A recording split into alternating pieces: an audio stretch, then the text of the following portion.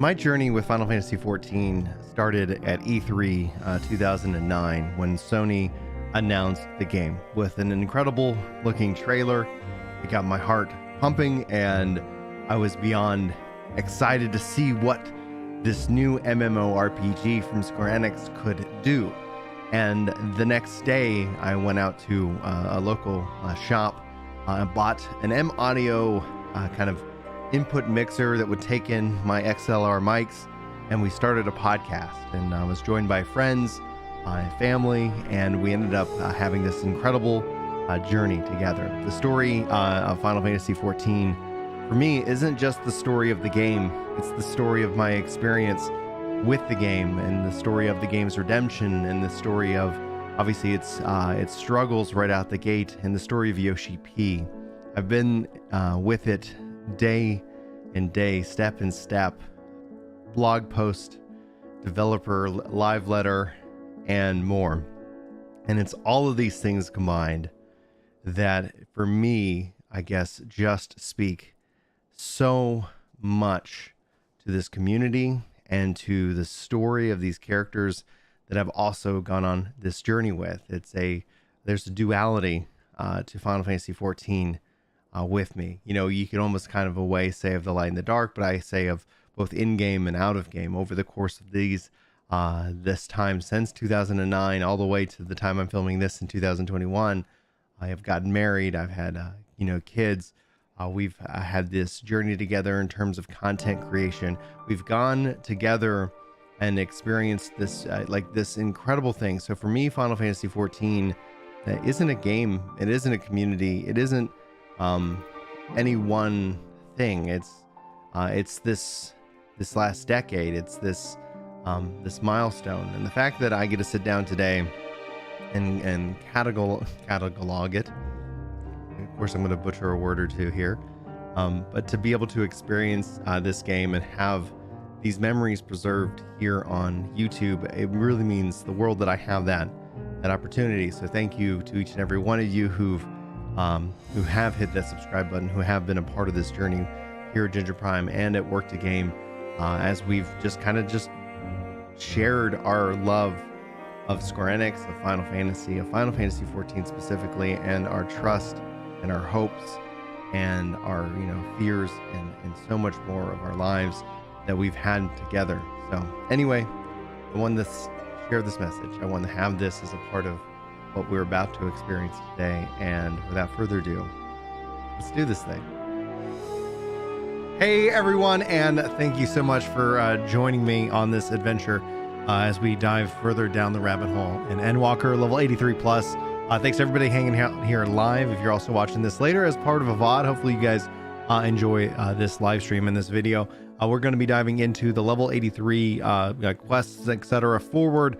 Tracks in the Stow is the thing that's going to kick this thing off, and we'll go for however long we can go when we're playing this thing. So far, I'm absolutely enjoying this. We just stepped foot into Garlemald.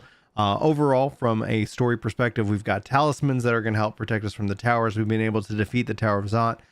We've seen Alphino take on the role of his sage, as we've seen him in the trailers. And all in all, I think essentially our entrance into Garlemald was quite fascinating. I really enjoyed that experience. I do have some theories as it relates to the overall story, especially as it relates to the tower. One thing we learned about the Tower of Zot is it was drawing more aether than it needed to sustain itself. Obviously, seeming like both self-sustaining and doing something a little bit extra. And there was apparently a limb in a part of the core. We destroyed it, and then thanks to Gratae, we were able to descend safely and take care of all the victims over in Thavnir. So at the same time, the forum has been weirdly vague about what their grand purpose, their sacred duty, as they continue to refer to that as. That sacred duty apparently has a magical spell tied to it so that they're not able to talk to anybody outside of the forum without like 90% of the forum's approval to share that for fear of panic. Obviously, we've seen Labyrinthos as this giant orb of, basically it seems like an arc. They're trying to be able to sustain life for something. So that's essentially what's kind of, going on so far in the story alone. The core aspect here, which is really interesting, is from Venat, who is the leader, the satrap of Razathan, if you will. He obviously gave us his scales to a great pain for himself, but he did confirm to us something that we've long been wondering as a part of the story itself, is that the dragons actually arrived here after the Sundering. Maybe that was confirmed through another piece of it, but as part as MSQ, that was a real revelation for me as a player, because obviously they aren't sundered. Obviously they weren't on the first. I think that's something really interesting to see, that even Midgard Stormer himself thought this was the best place for them to go, confirming that there were definitely other options out there in this weird universe world that we exist in. So I think that's something very exciting to see. Now, back to my own personal theory that's currently running with the towers drawing more Aether. Obviously, they want to use something with that, but the current theory that we've already seen Hydaelyn twice, both the physical form and then obviously coming in with Kryl and having her speak to us through Kryl in that regards. I thought that was interesting. But the question that I start to wonder is that is Fandaniel, who is essentially the used to be Amon before he took on that role, restoring his memories of Fandaniel as a sundered Ascian. Are we just trying to drain Hydaelyn so much of her power that Zodiark can't help but break free now that we've seen so many of the other rejoinings happen? Or is it something where if the source fails, all fails, and so that Hydaelyn herself rejoins to help strengthen rather than continue to keep it apart? I don't honestly know. We'll have to wait and see where that goes. Current theory, I was like, it has something to do with that. I'm wondering if we'll see her have to self rejoin or whatnot. So thanks Guillermo, Kenya Simply, Sir Robert Duck, WG Productions, Matt, Varix, Possum, William, Mystera. Thank y'all for being here early. Thanks for hanging out. Hopefully see Michael and William, hopefully you guys are all doing well out there. So just as a couple of notes, if you haven't been here as a part of a live stream for the story perspective during cutscenes and everything like that, note that I will kind of peek over at chat, but ultimately going to be really focusing in on the story, kind of experiencing and appreciating it, trying to absorb everything I can, solve any mysteries that I can, obviously make any predictions that I can. So as far as spoilers goes, please don't talk about any spoilers unless we've already reached that point.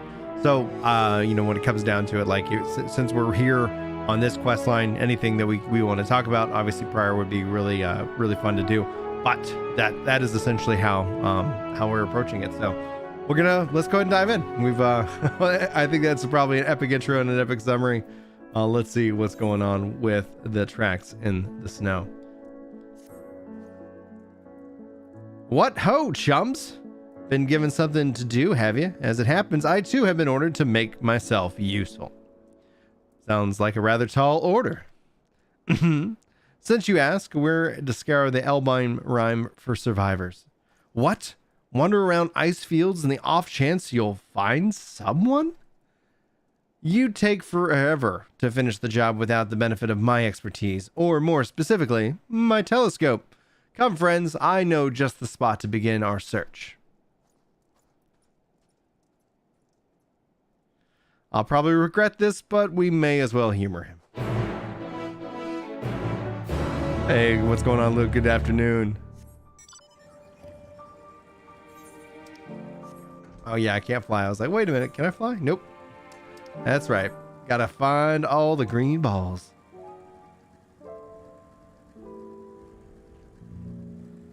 I think it's just so dark. Is it only, am I only just, yeah, I just feel like every time I at least notice kind of the layout of the zones and stuff, it's usually at night. I'm like, man, it's so dark. Well, yeah, it's nighttime, Brian. Oh, green ball. Just was talking about him. That's why we're really here. We're not here to stop the Empire. We're not here to save the world. Just gotta learn how to fly. There we go. There we go. Absorb it all. Yum, yum, yum, yum, yum, yum, yum. Let's see. All right, cool. With the telescope in hand.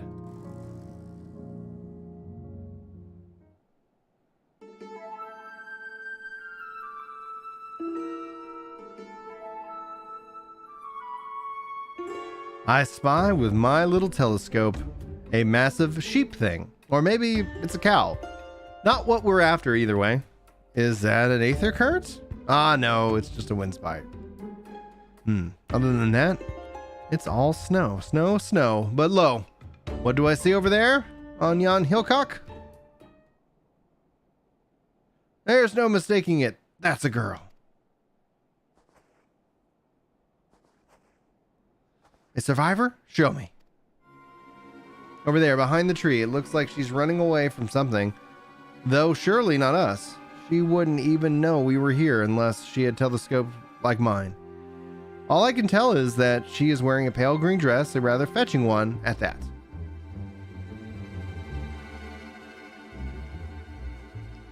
She'll be long gone by the time we get anywhere near, but we should be able to follow her footprints. The heroes nod. I'll let Lucia know where we're heading. Oh, and take these warming tentacures with you. Poor girl must be chilled to the bone, if not on the verge of freezing to death. That's actually very thoughtful, thank you. But won't you need some for yourself? No, I'll be fine. I'm a man of chivalry. My honor demands that I do no less. And lest we forget, the very reason why we're here is to protect those in need. Now go, and Godspeed. Thanks, Real. Yeah, I'm having a great time with it so far. All right, lady in a green dress looking for her footsteps.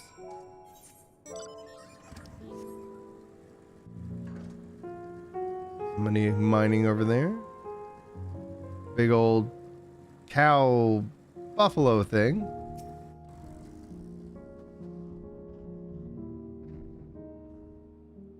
The obvious. Fresh trail footprints. Head east.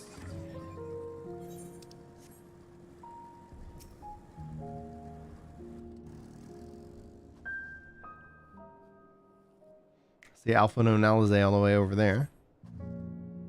They lead toward the building.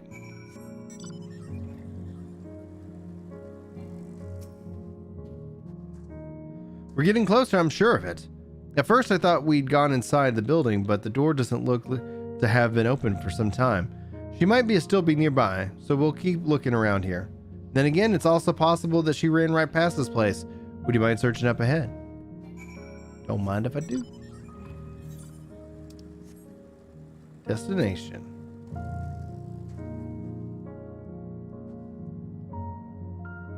I do. Whenever they do it, even if I'm not live, I'm always like, hero nods. I'm like, and a nod. I started MSQ on Friday. So this is technically day number 3.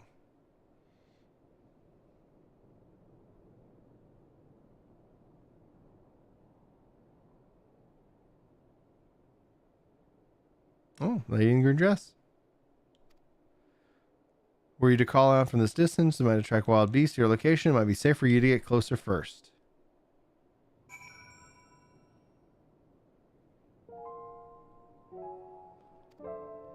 The objective failure if you're noticed. Similar objectives will also end in failure. You fall too far behind. Should you fail to complete the objective, you may try again returning. Oh, gosh. Okay, and it shows what direction she's looking.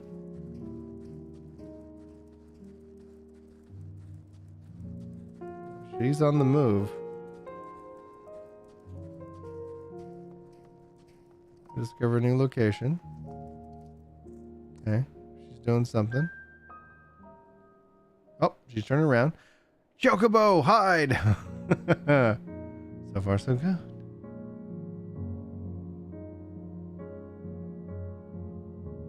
All right. Now she's walking. Clearly, I'm visible.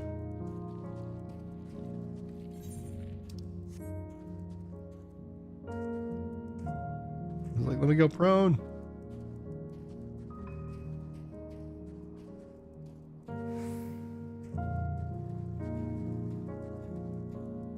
All right, we got some trees here. There's someone there. That was perfect timing from when that other guy ran by. One of us. One of us. Oh, I'm totally taking my time and enjoying it. Somebody was like, are you gonna be there like on day one for the raid on Tuesday? I was like, most likely not. If we're just doing math. I catch my breath.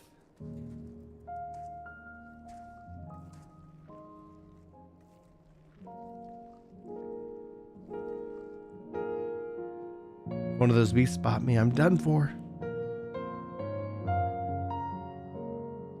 There she goes. Now she's walking. All right, distract her. Yeah.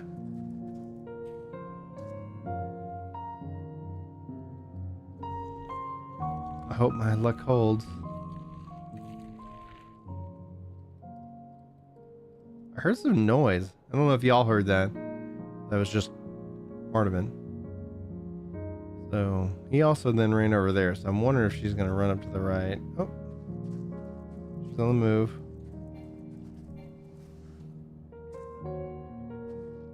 Oh, is she running back?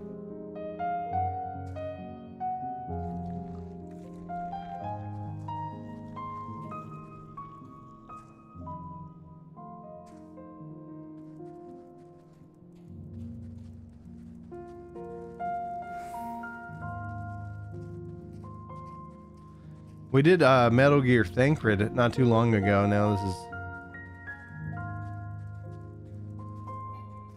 Oh, that's... Never mind, that's a player. She is on the move.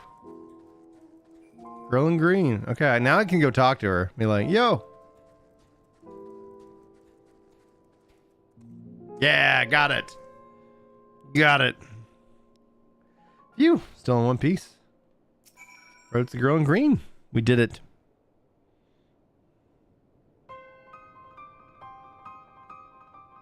I'm the best at video games.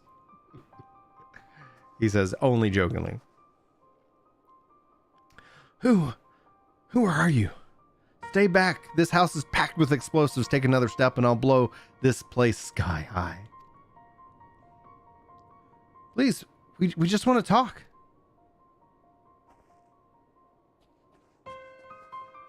I'm Alphino, and this is my sister Alice, and our good friend Bryn. We have no intention of hurting or taking anything from you or anyone else, I give you my word. We and our comrades have come to provide aid to the people of Garlemald. Aid? You savages are the ones responsible for all this.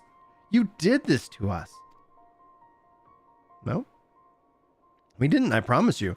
One of the other reasons we came to find out what happened here, in fact. The Telepharoi are the ones to blame. They're the ones who laid waste to Garlemald, and they won't stop until they've destroyed the entire world. They're the enemy. Our enemy. On our way, we encountered Imperial soldiers who had been made to their thralls. Those poor people are now in our care, and we're striving to cure them of their affliction. You were the first person we met who wasn't already enslaved. How are you able to escape the Telepharoi's influence? Are there others like you? I'm sorry, I don't mean to overwhelm you. Let's start with introductions. Can you tell us your name?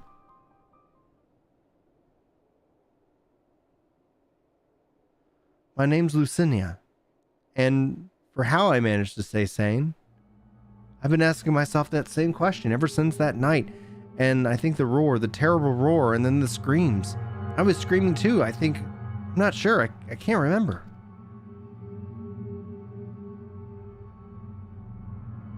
Then came the silence. Everything was still. It was like waking up from a nightmare. I thought that maybe the fighting had stopped. So I stepped outside.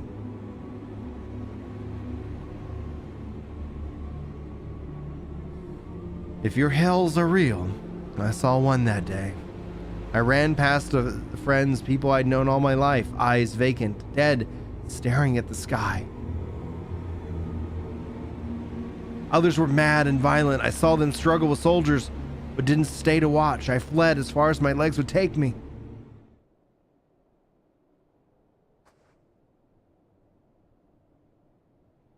Do you have family here?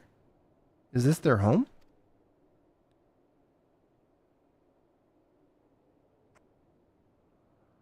No, This is Victor's Spoils, a mansion for retired soldiers, or it was.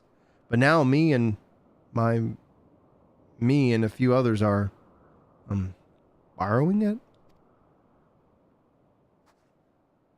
As for the explosives, I was making that up. I just wanted to keep everyone else safe. I didn't know if you were... The truth is our supplies are running low. You said you were here to help? Can you? Of course. Whatever assistance we can provide, we will. Thank you. I'd better tell the others first, though. Wait here.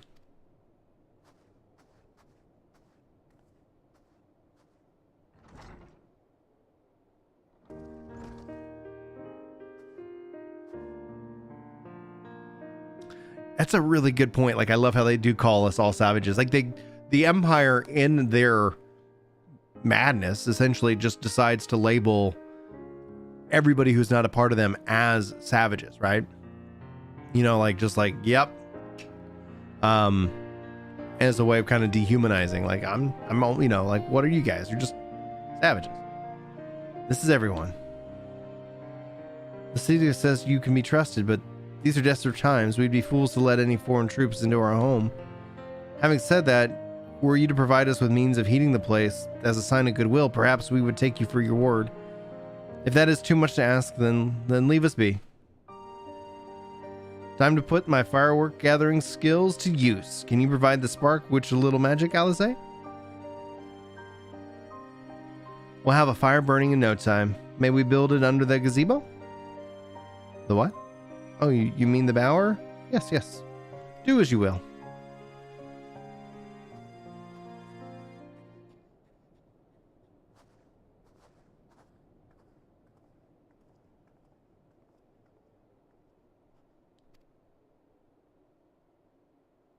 All right, what's going on with her?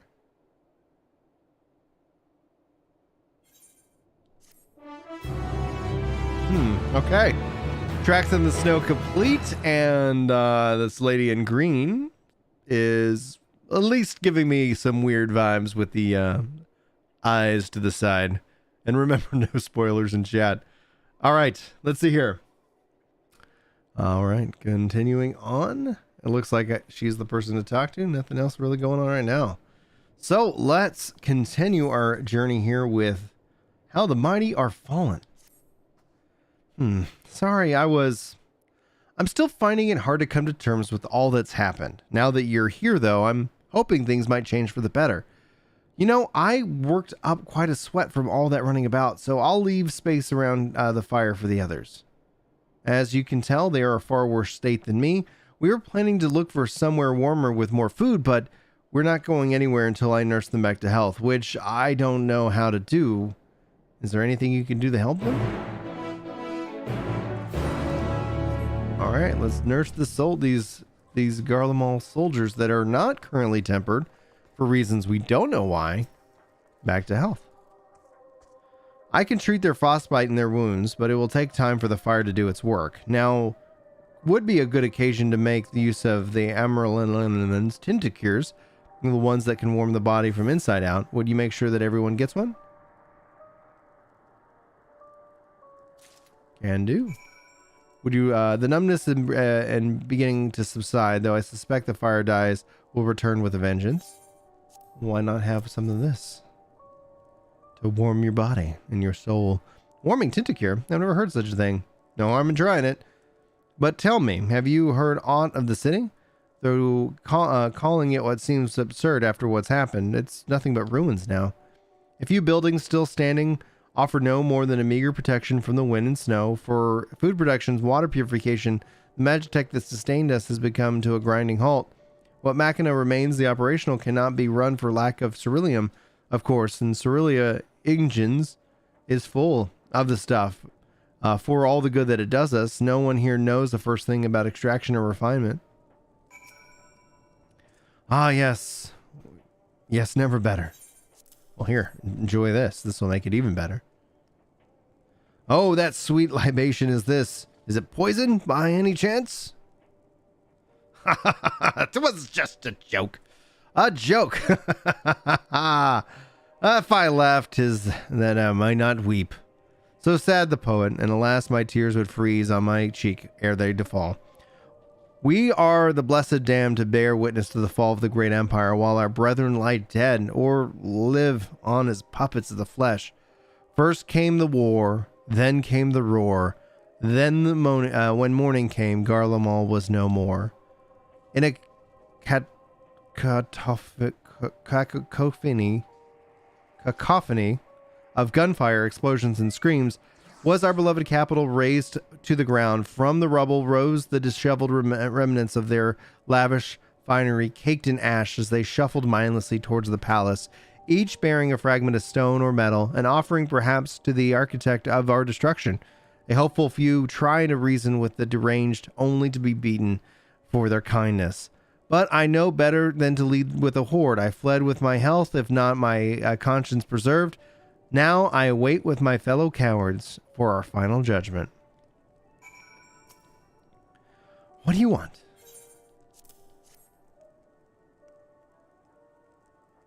It didn't cure. May as well drink it, I suppose.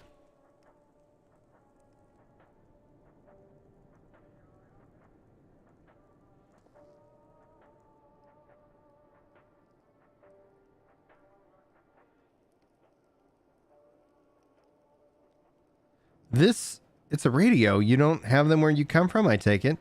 We use them to listen to messages sent by others, even over great distances. Like our link shells? There are different types, but this model is by far the most popular. Made with its quality components, crafted to the finest ore.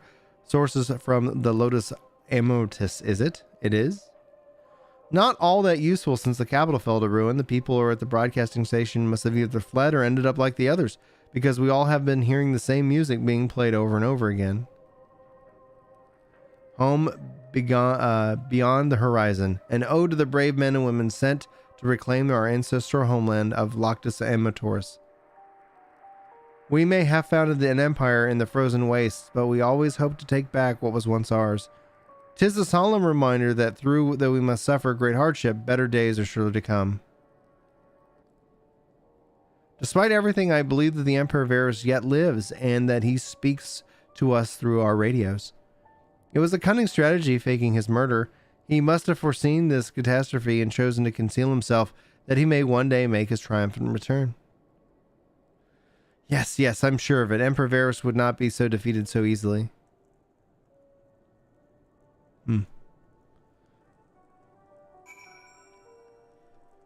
Let's see here. All right, excellent. And I think, probably go talk to Girl in Green Dress.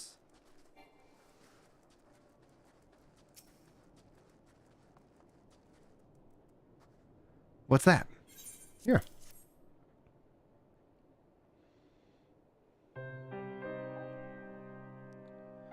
So, this is what you gave to the others? Thank you. I'll save it for later. Actually, I have a few things to ask you. Are you part of the group staying in Laternum? I saw Legatus troops heading towards the Magna Glacis a few days ago. Are they the ones you encountered? Camp Broken Glass, you call it. And Virgilia and her men are all there now? So how did you reach the Magna Glacis? Did you cross the mountains on foot? Airships. Then there might be a way to... Lucinia, where is everyone?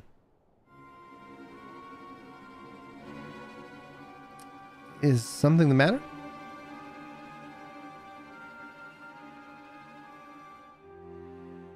A voice from inside, you say? You must be imagining things. Everyone's out here. Perhaps the baby Almasy found its way into the house. It wouldn't be the first time. Without the soldiers to scare them off, wild animals have been roaming close to the settlements. Some have been known to even attack people too. I've just had an idea. If you and yours are strong enough to defeat the Legatus, then surely a few beasts wouldn't pose a threat. If you mind and you continue helping us, perhaps you could head to the other side of the lake. There's a small group of trappers living there, people whose job it was to extract ceruleum. They still do, from what we can tell. They've already tried asking if they would share their fuel with us, but that's not willing to give it away. They want food in exchange, lots of food, and that's something we don't have and can't get on our own. On top of that, even reached to their den, we've made a peril past all these creatures. Would you be willing to go in our place? And we only have enough ceruleum to last until the others are strong enough to travel to your camp. If the offer still stands, that is. Oh, and I don't expect you to give up on your own supplies, but there still might be another way to pay the trappers. If it's ceruleum you need, then ceruleum you shall have.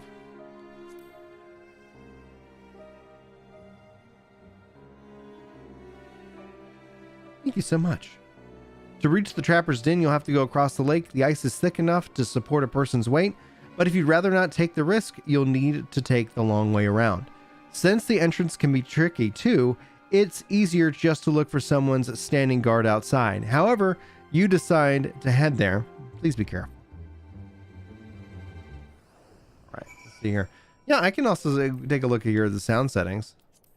Let's see here, ambient sounds. Turn that up. Keep system sounds down there.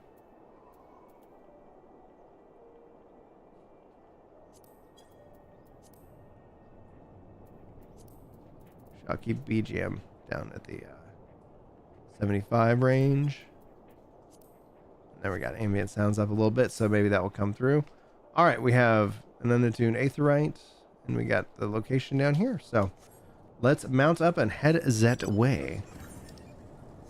Head that way. Whoa! Thanks, creature, for 3 months of support, dude.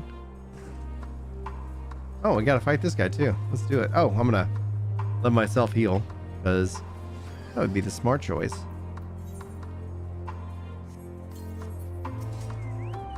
Always like the almasty.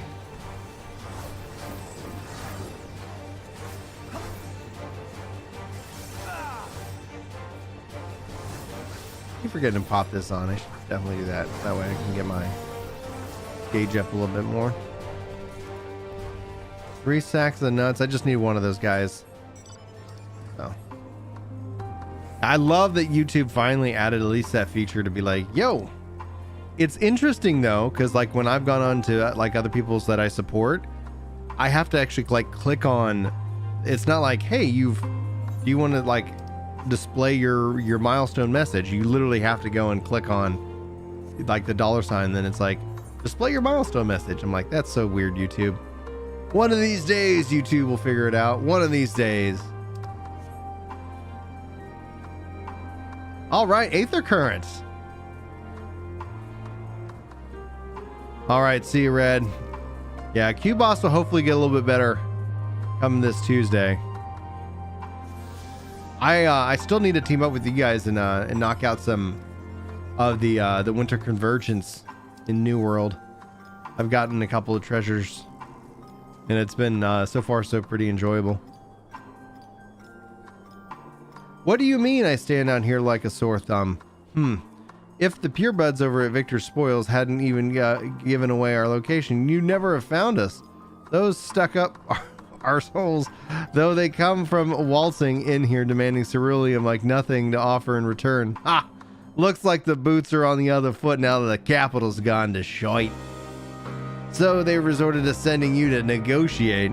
I know your game, Sellsword. If they think they will give in to intimidation, they've got another thing coming. I wasn't coming to fight you. I was gonna get you guys food.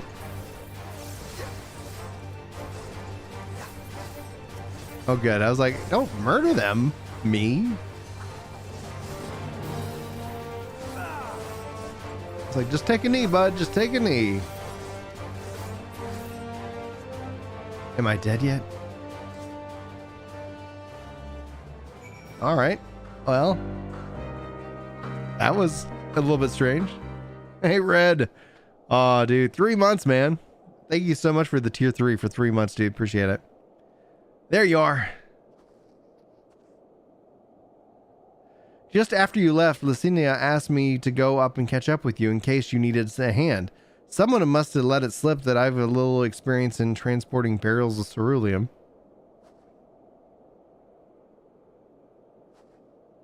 So this is the trapper's den. Well then, after you.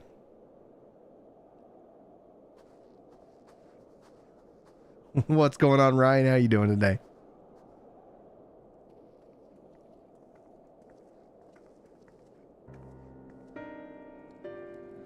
Who are you, and what happened to the guards?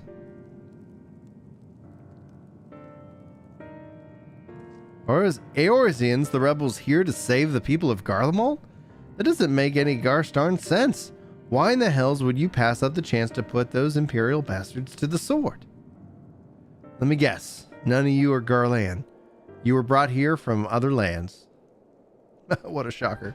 Garabanya, Zangsha, Boja, Dalmasca, to name a few. Some dragged here against our will. Others fed bollocks about a better life. All put to work extracting ceruleum. All given the esteemed title of An, placing us firmly in the bottom rung of the ladder. But the only hierarchy seems nothing in the new Garlemald, says we. About the only thing that escaped more or less unscathed is Ceruleia Ingis, still sustaining us even with our paymasters out of the picture. We hear that you're experts in drawing up ceruleum from the bottom of the lake, but how can you do that if it's frozen over? Ha! Wouldn't you like to know? Trade secrets, I'm afraid.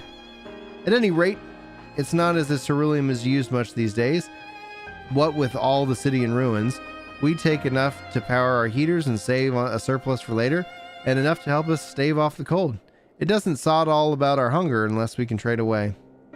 Speaking of which, be sure that your contingent we've got ceruleum by the barrelful if they're interested in exchange for whatever provisions they're willing to spare. And we can certainly ask, but you're free to go now. Why carry on living here? Free to go? Go where? Even if we managed to go back to our homelands, there'd be nothing left for us, thanks to the Empire.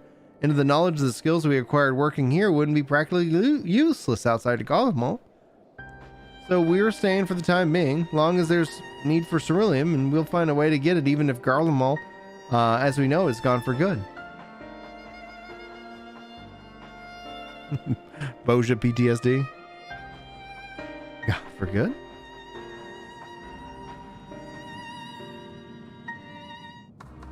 All right. I'm doing good, Ryan. How are you doing? What's going on, Windex? So far, so good. Like, really enjoying Garlemald. Really enjoying it. I'm quite surprised. Honestly, a couple of mysteries. Girly Green, wanted to know when that's going to go. Saw people in chat kind of making what I'm going to call jokes, so this will be a good time to remind everybody. Don't be talking about spoilers, even if it's in a joking fashion, even if the bot catches it. So just note that, you know, if we have to, we'll go to members only. I'd prefer to kind of keep it in sub-only modes, but yeah, we'll leave that into your good hands.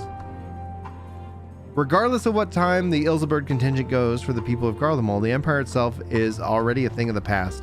For many, that would be a cause of celebration, while for others, the whole way of life has been turned upside down. After all the atrocities committed in the Empire's name, perhaps it's for the best that it is consigned to history. But what of the ordinary people? What of their lives, their stories? Should they be forgotten too? I suppose there'll be plenty of time to ponder that for later. But for now, let's see about getting some ceruleum.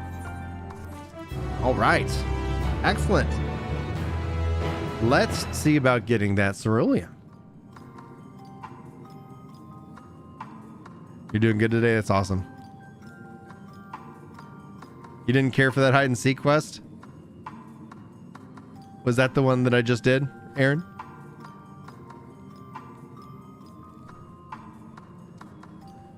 No pressure to do so, Clear Tone, but the join command gets you the link, and there should be a little join button on that, if you will. So you got like you get a badge, you get some you get emotes. In fact, we'll be adding new emotes real soon. Get a special role on Discord, and it helps me continue to do what I do here on YouTube. So, all right, let's continue with Jarek here at an end of the trail. So you've come seeking ceruleum, have you? What? Those purebloods up at Visitor Spoils sent you? To turn to their enemies for help, they must be more desperate than I thought. Then again, Lucina's got her little sister to think about. A sister? But we only saw Lucina and 3 men. It's possible she died from whatever was ailing her. If she needed treatment, I doubt there would be any way to get it around here. May have refused Lucinda at first, thinking she'd come back with something to exchange, but I can spare them a bottle's worth of ceruleum. Consider it a reward for introducing me to the rest of your contingent. Be sure to send them our way, you hear? I can't for the life of me think why Lucinda would keep her sister secret from us, but we can ask about that after we deliver the ceruleum. Come on, let's hurry back.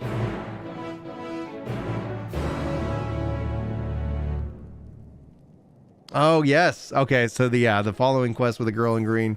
Assassin's Creed's vibe. Also, what do you guys think of like the Thancred, like Metal Gear Thancred mission? I thought that was a lot of fun. I thought the Thancred mission was a ton of fun.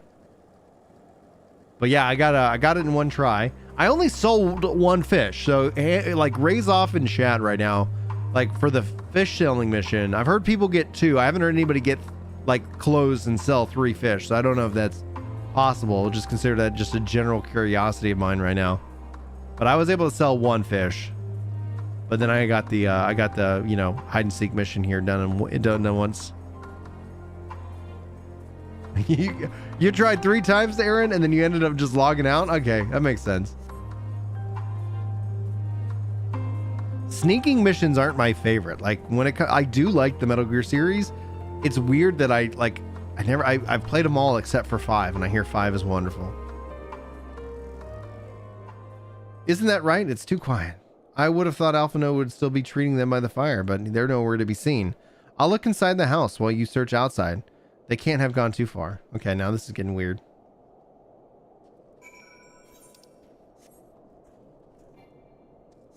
Oh. The hell? What the hell?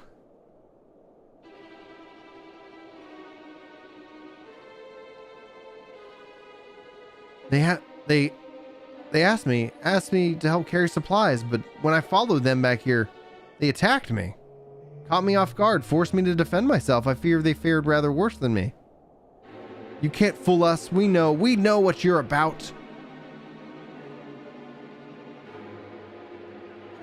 Vultures, that's what you are, waiting in the wings for us to show weakness. Then in you swoop. Here to help. What rot! All a ploy to make us lower our guard. Let you in, put ourselves at your mercy, put us in chains, steal our lands, get your revenge. You're wrong. It's not what any of us want. Save the arguments for later. We've got bigger problems. I found empty medicine bottles in the bed that was still warm. It's true. Lucia was hiding her sick sister inside the house. But now there's no sign of either of them. Where are they? Where did they go? Away from you and yours. And if you think I'll tell you, you're a fool. I never give up my people. We're trying to help them, you idiot. Her sister's ill. The empty bottles prove it, so the medicine ran out. Or she put it in her pockets to make it easier to carry, or to avoid the sound of clinking glass. There are beasts everywhere. How could you let them go alone? To protect them from you.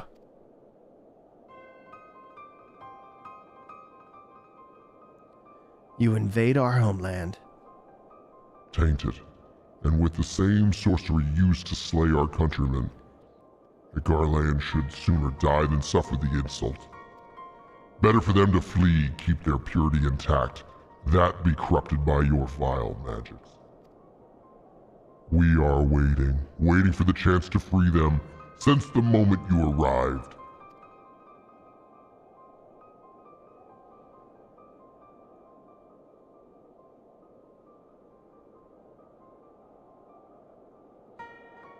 This is getting us nowhere. I cannot say how Lucina and her sister will react when we find them, but find them we must. Go on and go on without me, both of you. I first need to tend to my injuries and theirs. I will join you in the search after. All right. Be careful.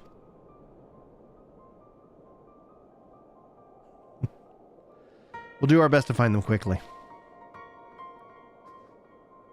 There's only one path out of here, so that's where we'll start. Alrighty. Can't make it easy. That's okay.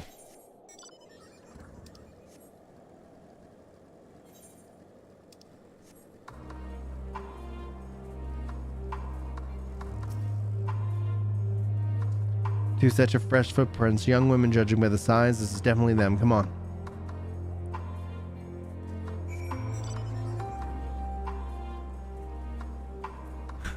Barry Manilow is a rival. In all that I've seen.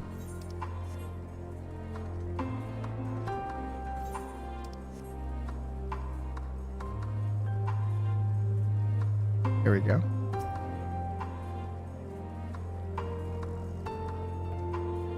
The trail stops at the frozen lake. Perhaps they chose this route as to not leave footprints. I can't think of any other reason. Look at this place. It's crawling with beasts, and I can only imagine how hard it must be for her ailing sister to cross the ice. We could really do with Alphino's help, but we can't afford to wait for him. Let's split up and look for clues. Oh, it's a big area to look for clues.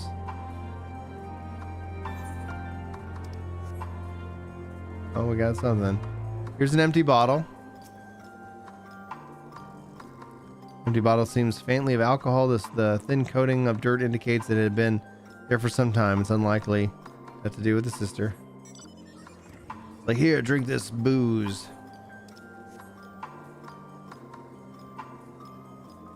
I like how the lake had its frozen waves. I'm assuming I'm riding on ice right now, so it's like, oh.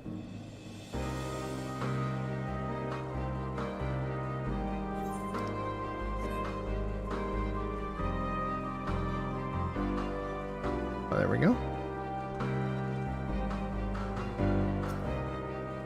Half buried piece of paper. Wet paper half buried in the snow appears to be a flyer for a theater group, so the run of the show advertised has long since ended. The fade over here.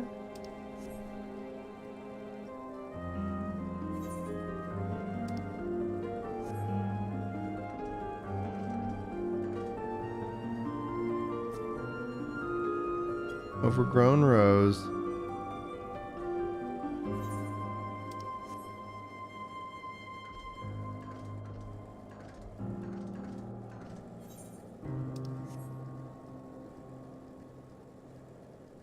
Oh, where could you be? Right in the perimeter. I'm assuming this is the same empty bottle that I encountered earlier, but just to check. Yep. Spread across center mass. Divide and conquer. For any kind of sparklies. Oh, there we go.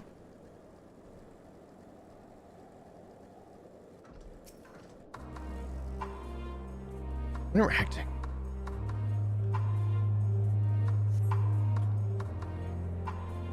Oh man. So Fox, we do not know the date that sales of the game will actually resume. So just note that I think essentially what we're going to be looking at is how the next couple weeks kind of fare. If the queues get better in terms of the 2002 era, I could think that we'll start to see that kind of like make sense. Oh no. Pass out. Oh no, and her sister too.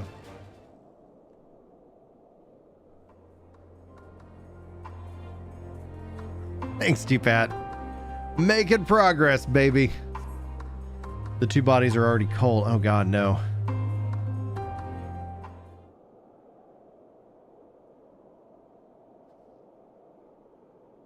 Oh no, and they...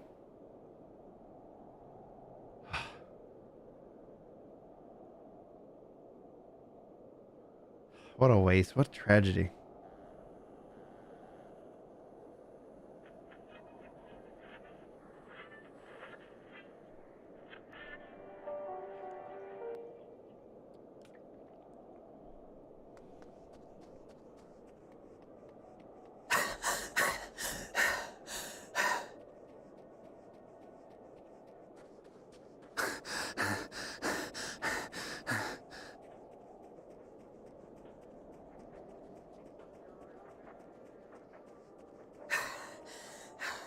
Blood trail. We found one. They were attacked.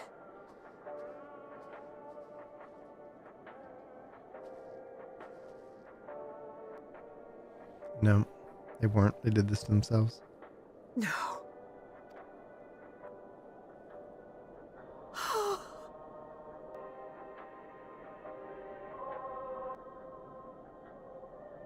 Why? Why wouldn't they?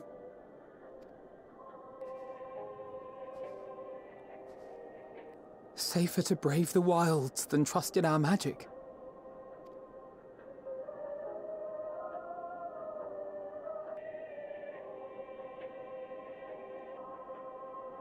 We should have...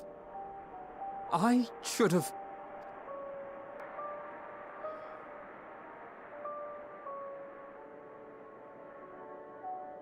We can't leave them like this. We have to take them home. What if we're only making it worse?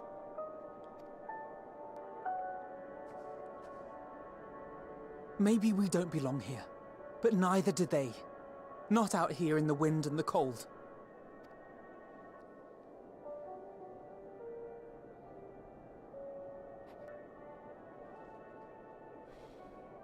Man. That's awful.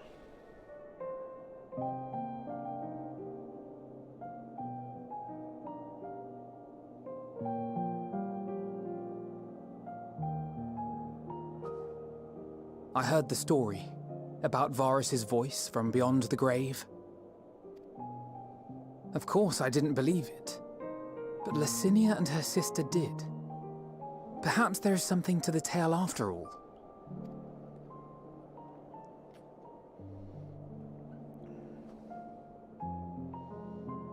I want to understand, so I'm going to borrow this for a while, if that's all right.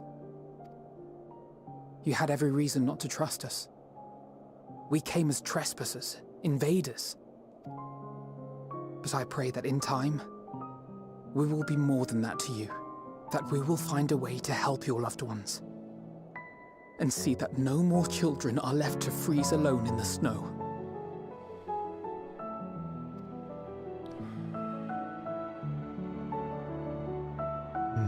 Man.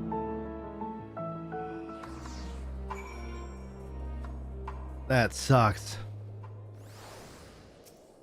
Gosh, that just hurts, right? There must have been something that we could have done, but what? Should we have never come here? Would they still be alive if we hadn't? Yeah. Oh, man. Woo! That's... Gotta shake that one off. Ugh. Oh, Clear Tone. Thank you so much for that support. Joining with the tier 2. Thank you, thank you, thank you. Guys, if you are a member, drop some hearts. If you're not, just drop any kind of emote. Say thanks to Clear One. Or Clear Tone. Cleart One. Thank you so much for that, man. All right. Let us continue forward. A way forward. What an incredible, interesting one. I had no idea. It was just question mark, question mark, question mark.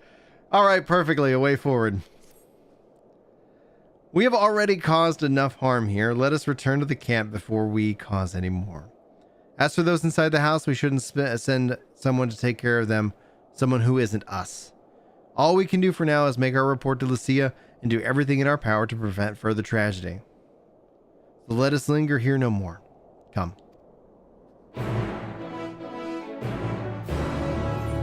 All right. Actually, I can teleport.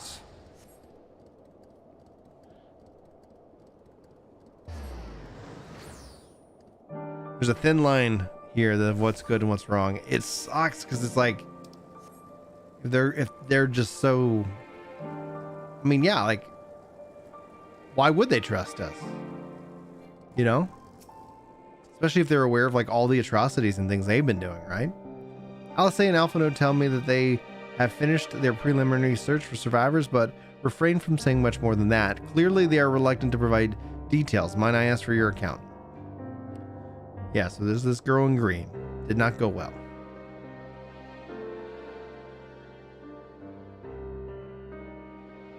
Thank you for your report. You're welcome. We shall inform the troops of these developments and instruct them to proceed with the utmost caution should they encounter any survivors. Allow me to go and speak with the ones at the victor's spoils. They may be more willing to listen to a fellow Garlean and accept our offer of assistance. I pray you are right. And though I am loath to burden you any further, should there be an appropriate occasion to speak of Licinia and her sister, please do so.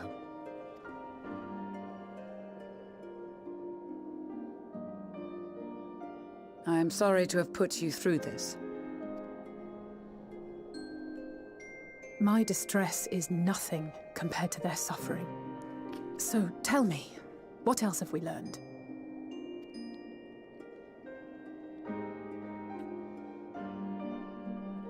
As you may have already heard, we have succeeded in curing the members of the Populares, Maxima identified. They have provided us with some intriguing insights into the current state of Garlemald.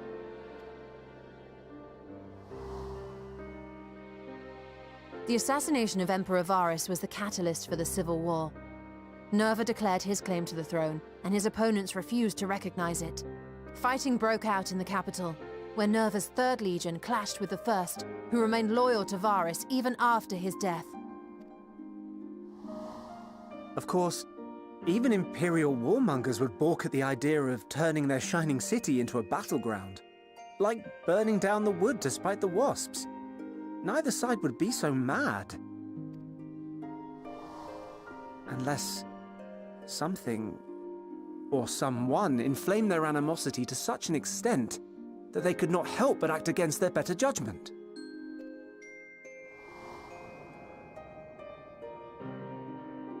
It brings to mind events at the Gimlet Dark, does it not? The Emperor's sudden withdrawal from the front lines, specifically. Nerva and his father, Titus, Varus's then political rival, took advantage of rumors that Crown Prince Zenos had been possessed by a demon. Elidibus, what better way to disparage your enemies than with the truth, or a close enough approximation? Indeed. But before their accusations could be substantiated, many of Titus's followers were silenced. Okay. While some were merely stripped of their status, others died under curious circumstances. One after another, suddenly and suspiciously. Again, Elidibus. Like as not, he had a hand in it. No evidence was found to implicate Varus, certainly. Man, this place is nuts, guys. Like, it's kind of like Game of Thrones, Garlemald edition. Nevertheless, Titus, Nerva, and the Third Legion would have judged it a brazen attempt by the Emperor to rid himself of his political enemies. And then, in the midst of this growing turmoil, Varus Sosgalvus is murdered. And Garlemald's own prodigal son, Gaius van Belsar, is named the murderer. Shortly thereafter, Nerva claims the right of succession, and in response, the First Legion claims the assassination was part of a coup d'etat orchestrated by Titus and Nerva.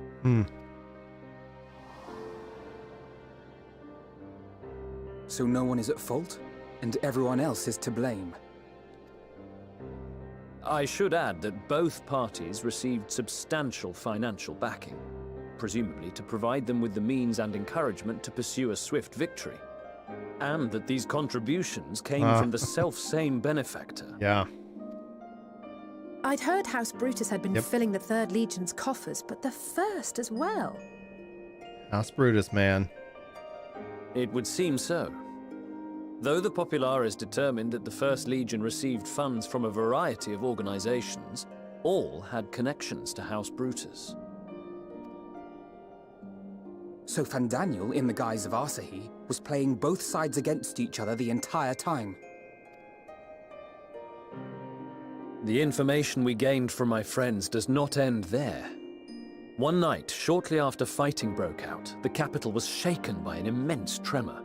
From that point onward, they have no memories, no recollection of any events, including our clash on the Magna Glaciers. But when asked about the Imperial Palace and its bizarre transformation, they somehow recall Emperor Varus giving them orders in their dreams. That's wild. May the Tower of Babel stand as testament to the glory of Garlemald. This sounds awfully familiar. Yeah.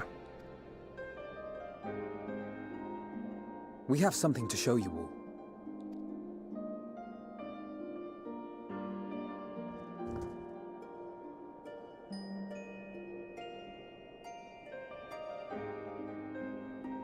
Varus spoke to them through this radio. Perhaps it was a recording, but if not, that would be inexplicable.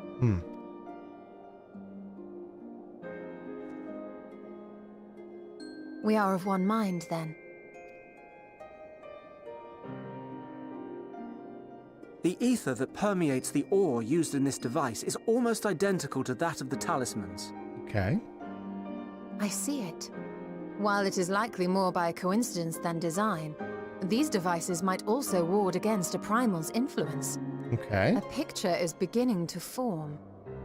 If the tremor felt throughout Garlemald was a wave of ether emitted by a primal, then while those within range would have been tempered, those huddled around a radio desperate for news concerning the Civil War would have been spared. Okay. No wonder Licinia kept it close. My friends, I must speak with you. Huh. A young man was caught trying to steal our supplies. He is a soldier of the Iron Men, we think, but one who has not been made thrall. Thankfully, Magni restrained him before blood was spilled. The stranger is outside, if you wish to ask him questions. Et tu, Brute? House Brutus. Nice. I think we do.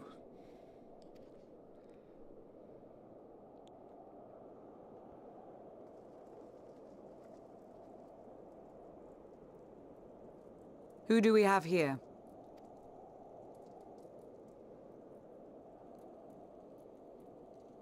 Garleans? Traitors to your homeland! Have you no shame?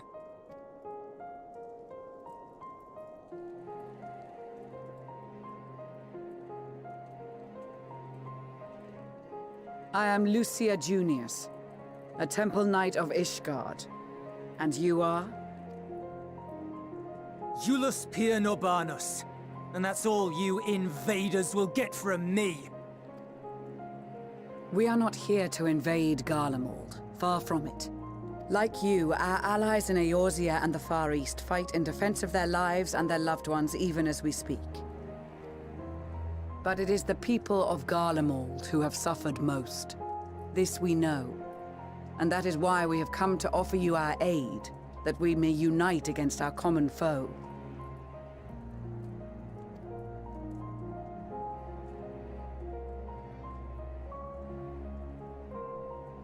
Whether you believe me or not, those are the facts. Now, answer me this.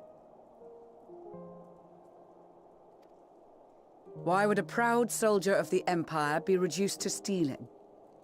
The situation must be dire indeed for you to go to such lengths.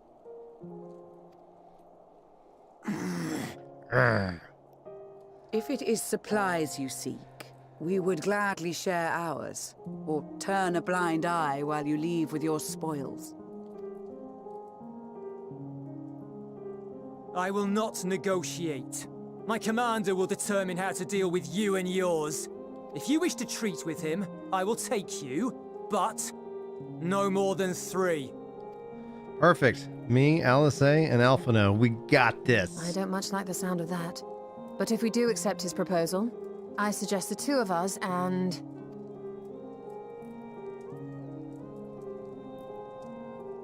Please allow me and Alize to act as envoys. May I ask why? We have seen with our own eyes the hardships the Garleans face, how their futures and lives hang in the balance. It's not the warmest invitation, but it's an opportunity to prove our intentions true. Maybe not a chance to make things right, but a chance to make them better. Yeah, I'm going with you.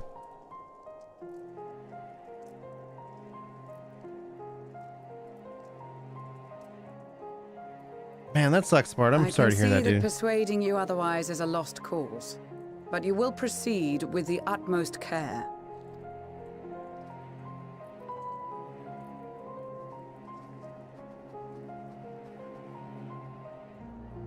A couple of children and what? A sellsword? Is this an insult? Dude, pump the brakes, bro. Not in the least. You will find that they are more than qualified to speak on our behalf. There are many dangers on the road ahead. I will need that back.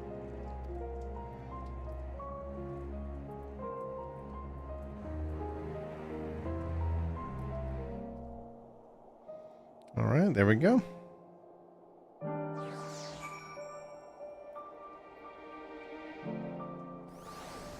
Cool. All right, Julie needs me to grab one thing real quick, so I'll be right back.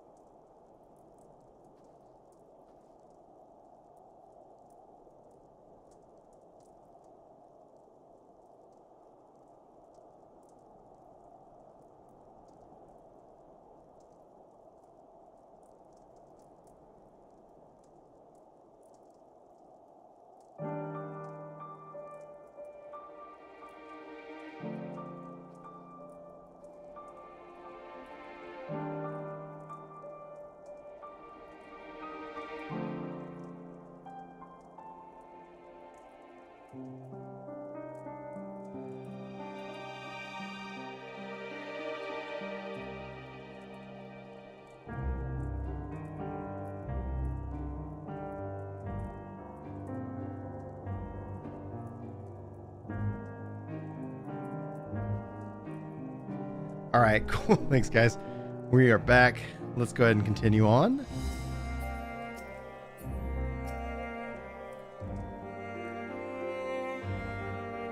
You will be received as invited guests, and so I urge you to observe proper social etiquette and conduct yourselves accordingly. Your safe return takes precedence above all else. Remember this. Thancred, in particular, will be worried sick. If you're gone too long, may the Fury watch over and keep you. Are you and the children ready? I'll explain the route once we are outside your camp. If anyone attempts to follow us, we will judge it as an act of hostility. We will not hesitate to take appropriate measures. I would expect nothing less. You have our full cooperation.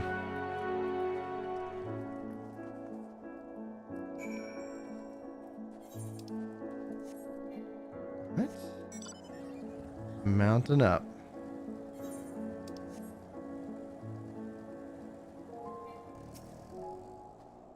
All right, this is far enough. Listen carefully. We'll head over that hill, then follow the road until we reach the Lyman Station 4. Children in the lead, I want you where I can see you. We do have names, you know. I'm Alice and he's Alphino. And last but not least, there's Bryn. Bryn? Where have I heard that before? No matter. Alphino and Alice, will watch the road ahead while we bring up the rear. I wasn't lying about there being many dangers, so you have to run, not saunter, run towards the station. If you even think about going for your weapon, the deal's off. Should any creatures bar the way, we'll go around them. Once you choose to depart, Julius will accompany you. Alpha and Alice will begin moving towards the destination. Make your way to the station without falling behind. If you leave Julius behind for any reason or lose sight of Alphanone, then you can basically come back here and start over. Ready for make the dash to the station? Yes.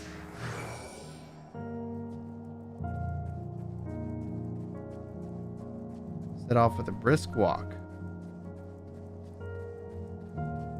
He's just like fixated on me. Just like watching me.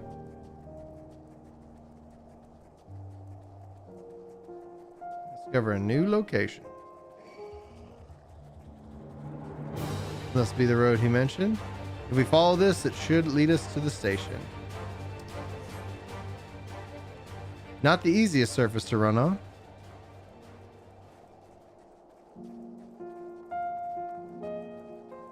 Sparta, what's your queue right now, by the way? I think I started logging in around 1 and I was able to get in at 2. Better not draw attention.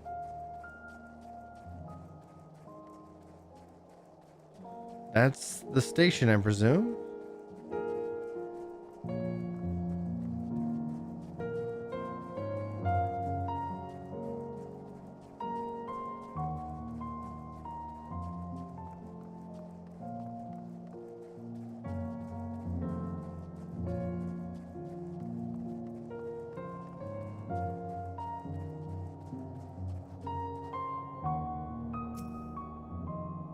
All right. Easy enough.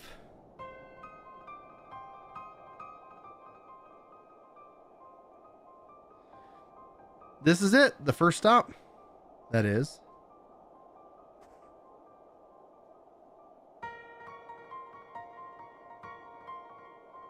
Good. Looks like your friends knew better than to follow us. Are these your headquarters?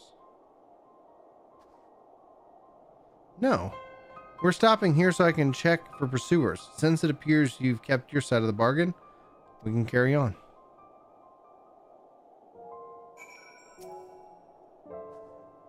North of the station is Regino Dormorium, one of the main residential areas, or at least it was. The affected roam the streets in packs. They tear us to shreds if given the chance. Keep close, no wandering off, understood? All right.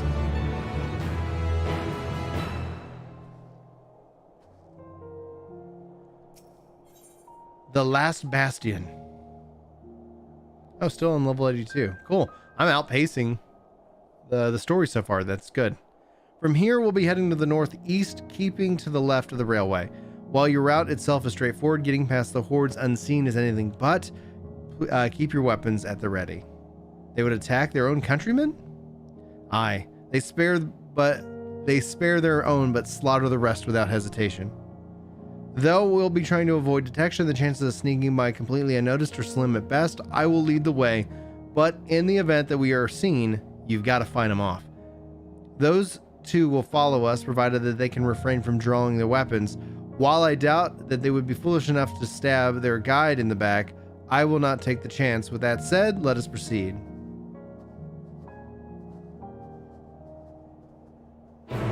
Okay, at least you're not getting kicked.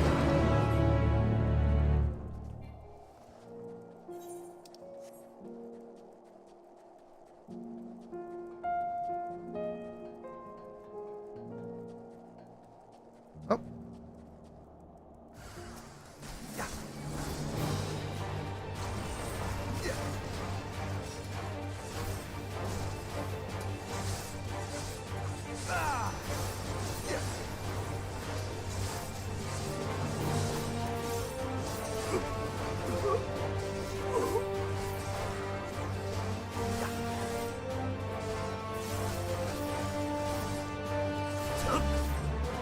Alright, there we go. Problem solved. I see why your comrades chose you. Julius, our contingent, has a cure for the afflicted, or tempered, as we call them. Your people would need to be taken into custody that we might administer the treatment, but they would eventually regain their sanity. Is that so? For all I know, your treatment would simply force them to forsake one master for another. As far as I and my legion are concerned, they are no longer our people. They're beyond saving. Those who thought differently and tried to reason with them were butchered for their bleeding hearts. Come, we have to keep moving.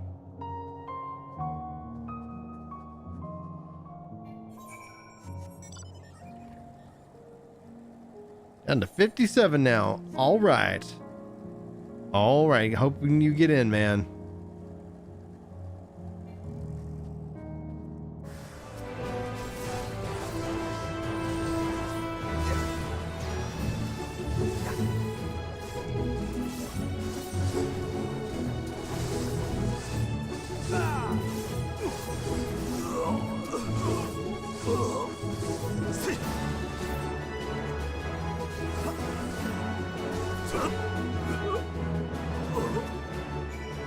Like he just stands there. Looks like we're not being followed. We will continue onward.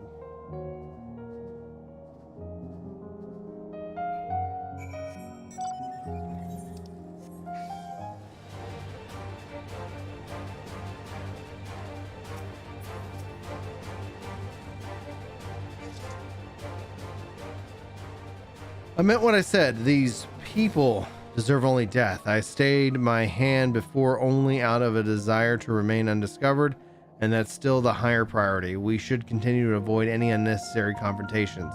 Keep following the railway.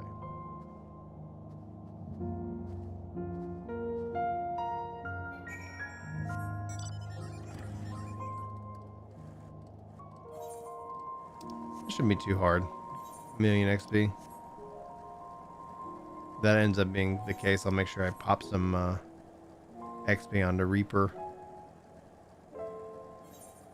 as needed.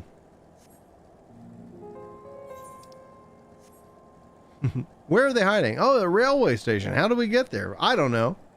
Follow the railway. Oh, hello.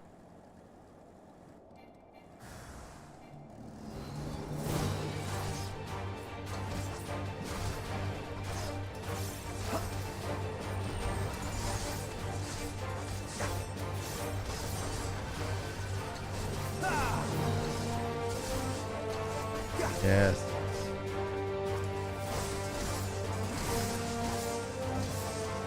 Love it.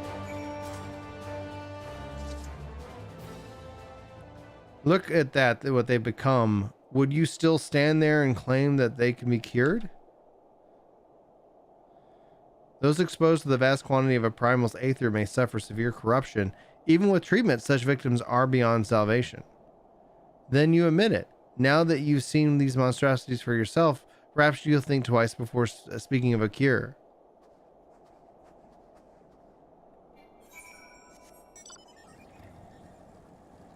I'm really loving Reaper. I think there's some things that I can do better with the controller setup. But that's just going to take some time, practice, and play. So there's a lot of little revisions that I intend on implementing. And as far as MSQ goes, like honestly, like they've definitely leveled up and learned a lot from just the last 11 years. And I think just the the escort quests alone, I think, are just something really special. We're almost there. You've kept your side of the agreement, so I'll keep mine. This way.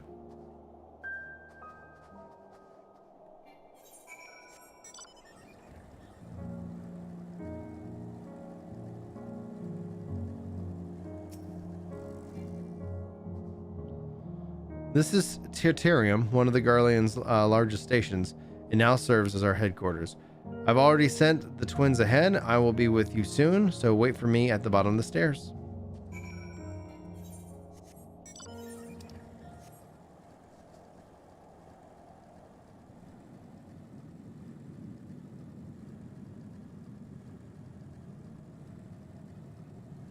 So quiet down here.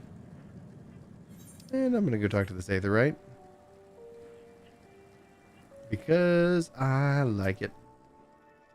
Aetherite is not responding? Oh, wow. It's just on the fritz, man. It's not responding. Maybe restart it?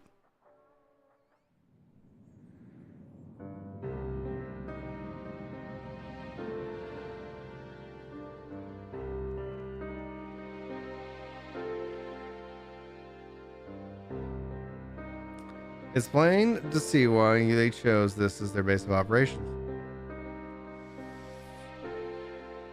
They could have done a lot worse. Even so, I imagine it's not the easiest place to live. Indeed. And if Julius was willing to make the perilous journey to Camp Broken Glass in search of food, then their own supplies must be all but exhausted. They may be shielded from the wind and snow, but it's still bitterly cold, much like the victor's spoils. It must be a constant struggle to keep their people warm. Lower your voices. While you may be here as my guests, the others will not take kindly to your presence. My commander is in the locomotive over there.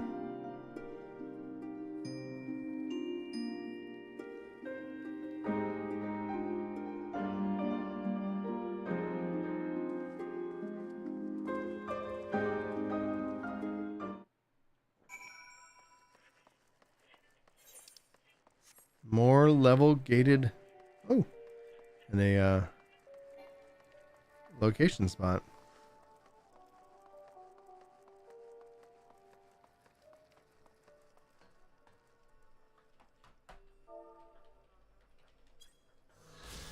Sweet. Sweet, sweet, sweet. The memories it gave to me.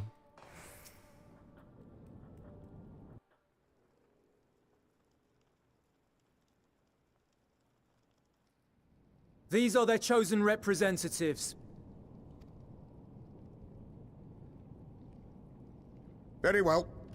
Let us hear what they have to say. Yes, sir.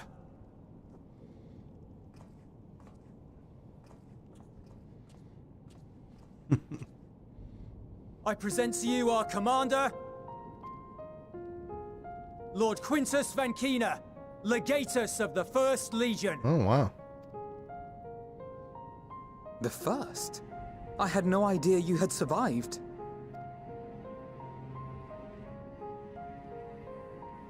We lost our emperor, our city, more than half our troops. For my wounds, I may never take the field again.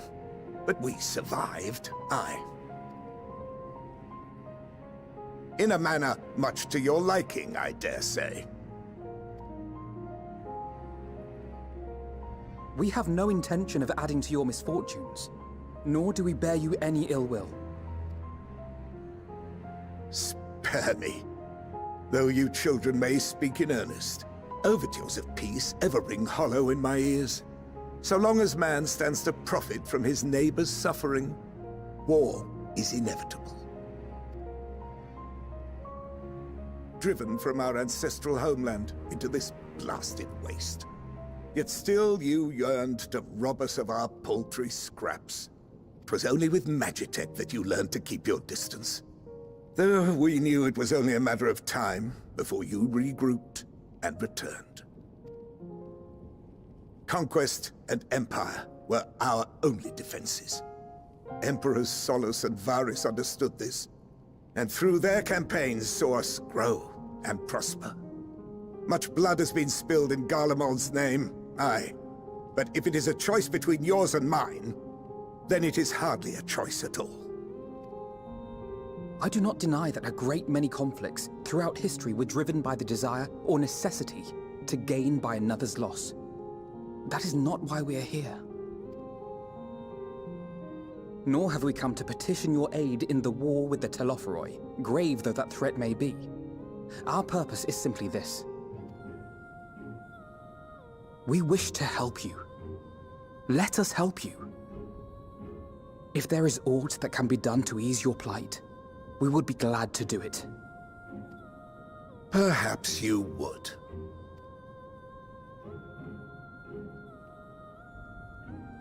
But regardless of the ideals you espouse, your leaders would not send an army into Garlemald if they did not stand to benefit. If we accept their aid, they will expect their efforts to be rewarded once the Telophoroi are no longer a threat. But after compensation and concessions, the great empire would be brought to heel. Her enemies rejoice at her downfall. Our third eye, a mark of shame. We won't stand idly by and let your people be humiliated. And we're not alone in that. We only want to make a difference, to make this world of ours better. Surely you can understand that. What I'm trying to say is, there are so many people who just don't care about making you suffer. And maybe that's almost insulting after all the suffering you feel the world has subjected your people to, but believe it or not, that's the truth. And now we're here, and all we're asking is for you to tell us what you want, what you hope for. So much blood has been shed, so much lost. All because of this endless war. Who wouldn't want to end it? Can we not work together to face our problems as one?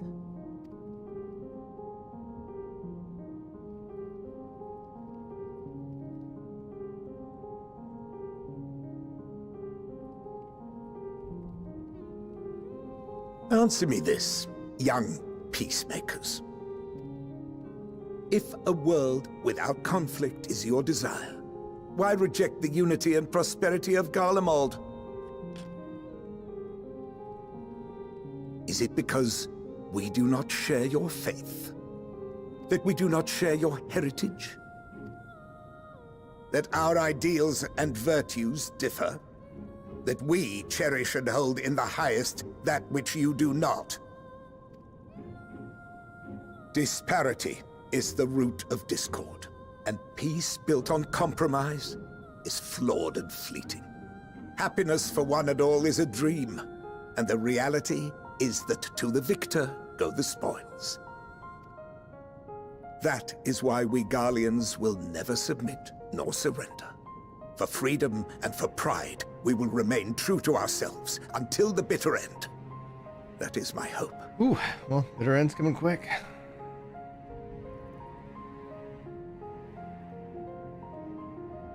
It seems there is nothing more to say on the matter.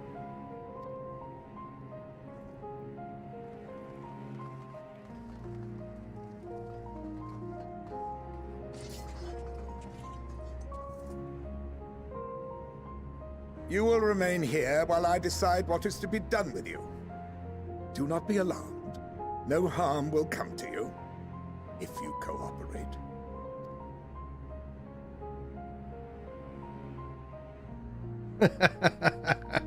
We will not resist. However, as your guests, I ask that we be allowed to speak with the other members of your group. As you wish. I had no intention of locking you up, as by dawn you would be frozen stiff and you're no good to me dead. You are free to move about the encampment, but there is one condition. Collar them. Collar them?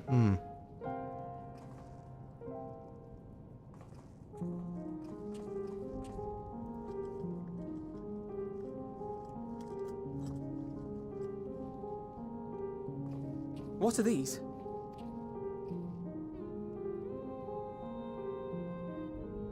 Incentive. You'll be watched at all times. Stray too far or act suspiciously, and we will administer a rather painful shock. Oh, wow. Stop. Keep away from that one.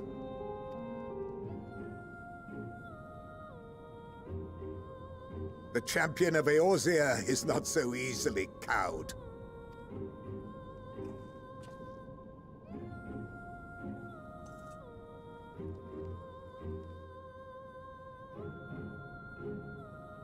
Even if he allowed himself to be collared, the shock would be no more than an itch. No. If he refuses to obey, we will activate the twins' restraints instead. Oh, they've got me. Oh, they got me. Like, well, we're just not going to mess with Superman over here, but we got Lois Lane and Jimmy. No. Oh, my gosh.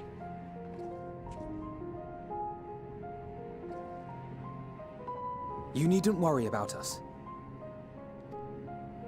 We'll forget we're even wearing them soon enough. Even now, you still... Why go to such lengths? What is it all for? Because even in the most bitter adversary may one day see reason. On the coldest, blackest of nights, meager though it may be, we must share the warmth of our fire.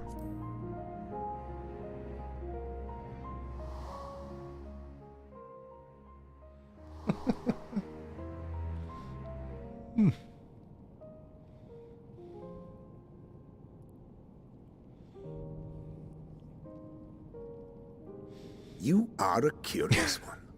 A far cry from the merciless barbarian others paint you to be. You will be their warden. Take them away. Take them away. Yes, sir.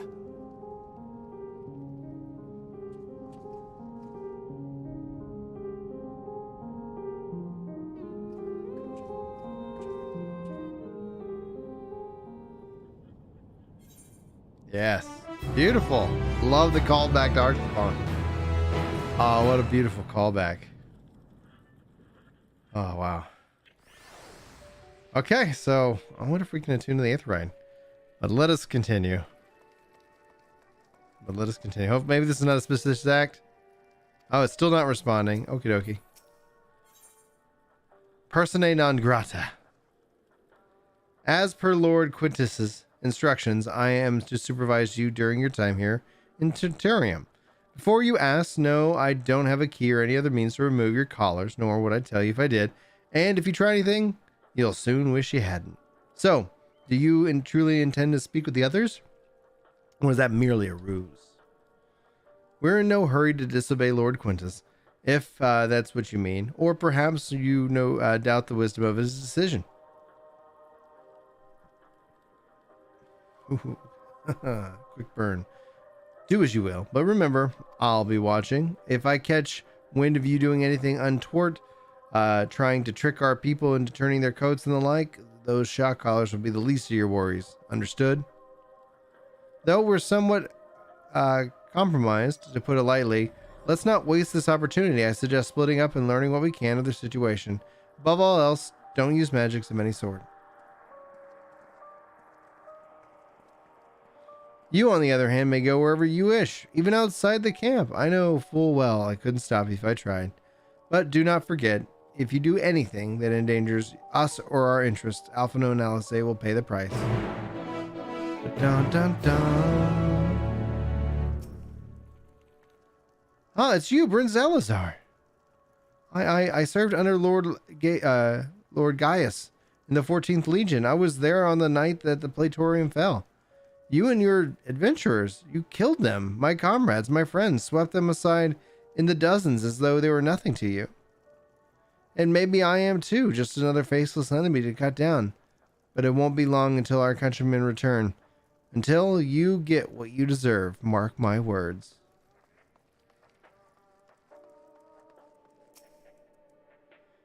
so cold.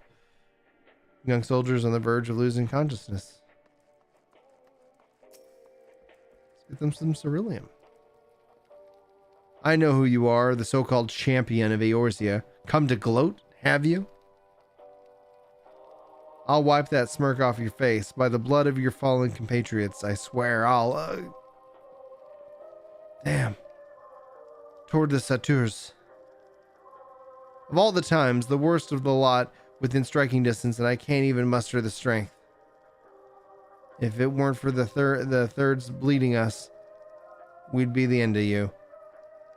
Virginia's treachery nearly cost Lord Quintus' life, but we made our escape, took shelter in the mansion, tended to the wounded, and prepared to strike back. And then night fell, and we gathered around the radio. Then the roar, the terrible roar. The capital was in chaos, but we were spared. If you can call this a mercy, mind intact, but body broken, a soldier in name alone, I'd cut you down where you stand if I could, murderer.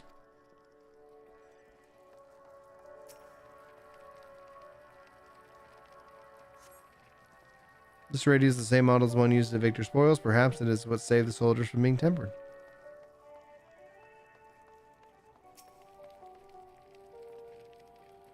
You came with Julius, didn't you? Well, whatever the business brought you here, it's best to keep your hands off that aetherite. It's deactivated, but I'd rather you wouldn't mess around with it.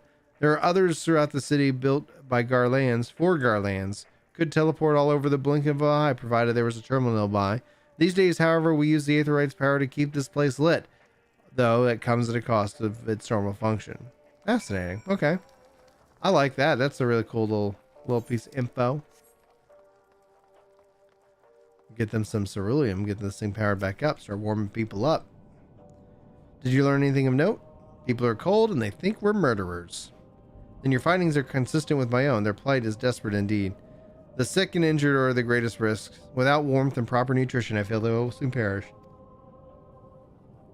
I realize there is a precious little we can do for them at present, but I cannot bear to see them suffer. Please, will you help me tend to them? Assist Flavitus.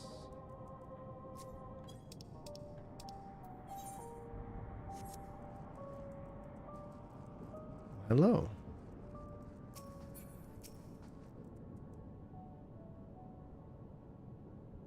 Yeah. How does it feel to be the most hated man in the room?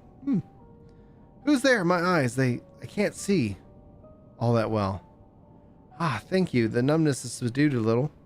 But I know it won't last much longer. You should look at the others who can still fight. Give them my ration. If me going hungry means someone else lives to see another day, so be it. At least I can still serve that way.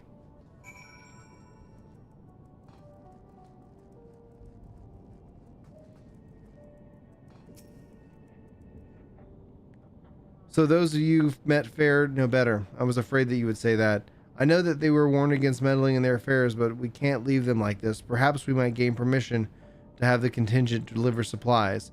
Quintus may have made his feelings on the matter quite clear, but even he must recognize that they are not in a position to refuse help. Maybe Julius could persuade him, though we need to persuade Julius first.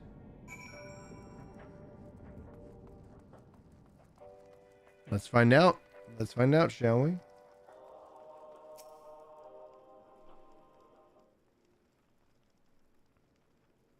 Well, seen enough?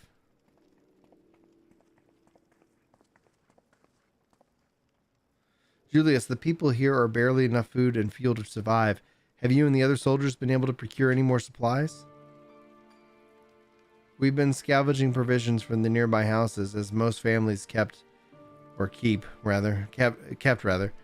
some stored away in the event that they were snowed in. Still, going out and getting it is dangerous work, and we've got a lot of mouths to feed. Fuel is the greater concern, though. If we'd had some ceruleum set aside until it was stolen. We hadn't identified the culprit. It couldn't have been the refugees or one of the other afflicted for all we know. Either way, we're down into the last dregs. Without the heating that we need, those poor health are going to be the ones who get worse instead of for better.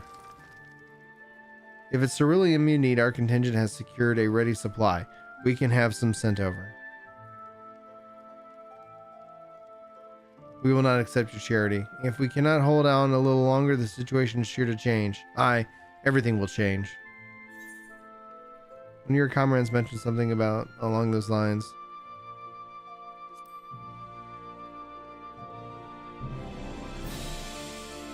Heard something of it, have you? Well, from what I've seen, there's little you could do to interfere. There's no harm in telling you. One of our scouts spotted a hooded man issuing instructions to the afflicted, or in that bastard's words, loyal servants of the Telepheroi. Then he made his way into the Imperial Palace, or what stands in its place.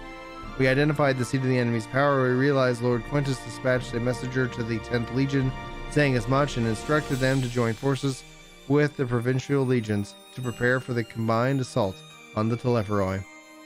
Once our allies arrive, your contingent will be sent running for the hills. Then we shall reclaim the capital by our own hand.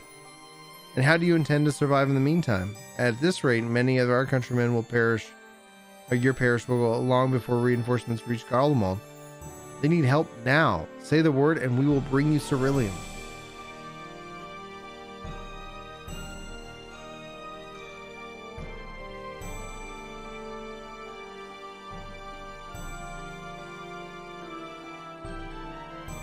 I will speak with Lord Quintus.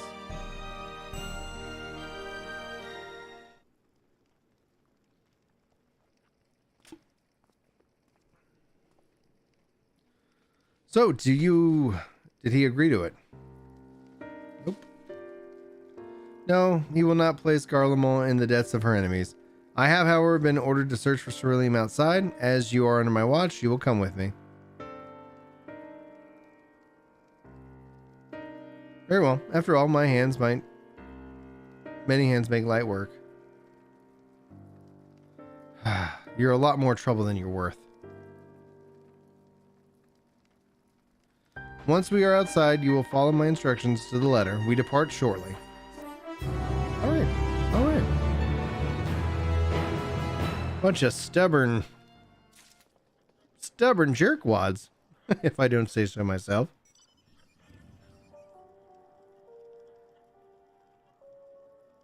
Yeah, the haunting radio music. No drinks for him. He probably is underage.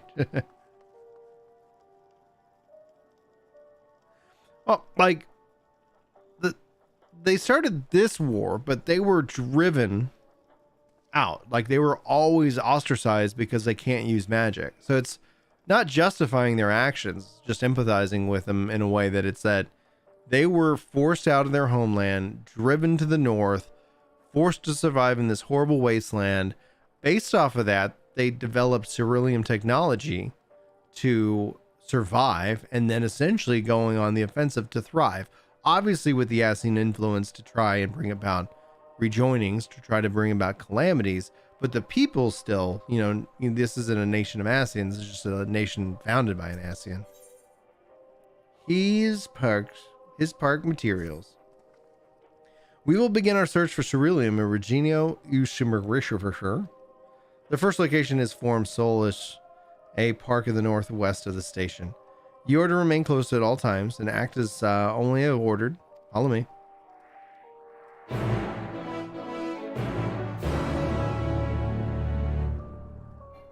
Hopefully suspicious activity is not mounting up on a bicycle and riding.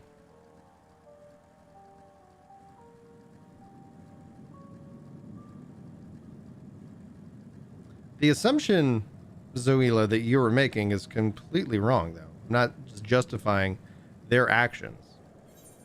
Does that make sense?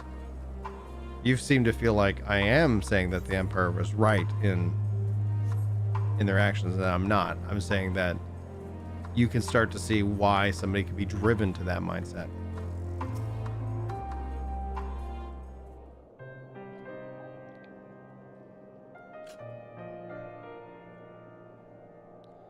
So this is the park. I'm surprised that they found space for one amongst all of these buildings. Actually, the recreational areas came first. The houses were built later and built around them. A healthy society requires communal spaces for children to play and adults to socialize. The park was named after the founding father of the empire, the great Salus Galvus.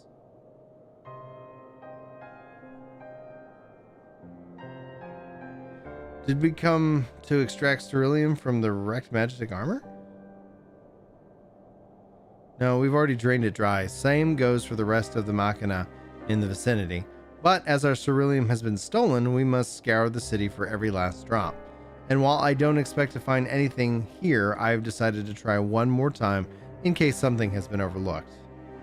I see. Then with your permission, we will commence the search.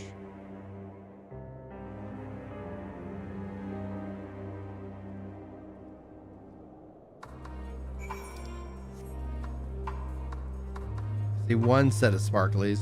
Oh, another set of sparklies. So far I count 2 sparklies. A shop counter that has just nothing but walls. Nothing inside resembling Magitek? Of course there isn't.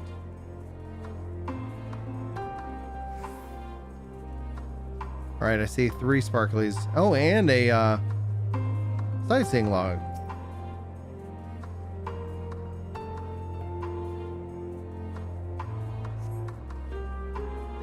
A curiosity inspection of the wrecked Magitek armor confirms that the fuel canisters have long since been drained of ceruleum, as Julius has said.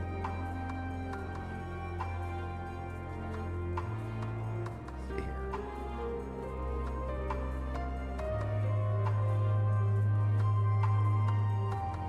I'm gonna get, before I get the children's sight, do a lookout. Excellent.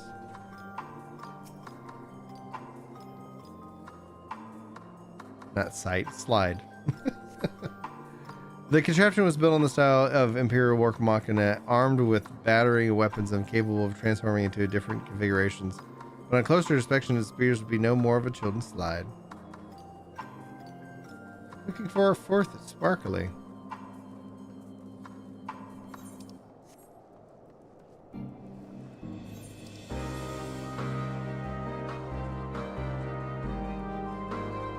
Probably maybe up there.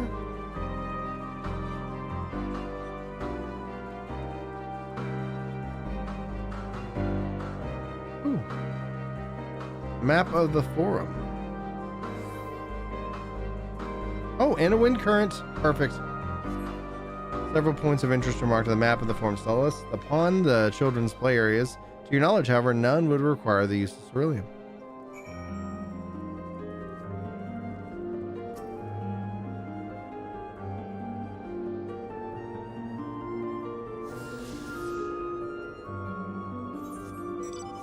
All right.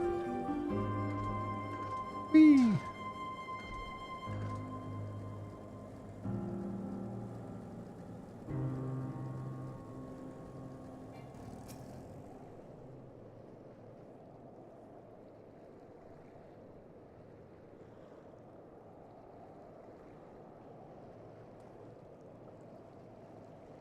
Oh, it's you. Any luck?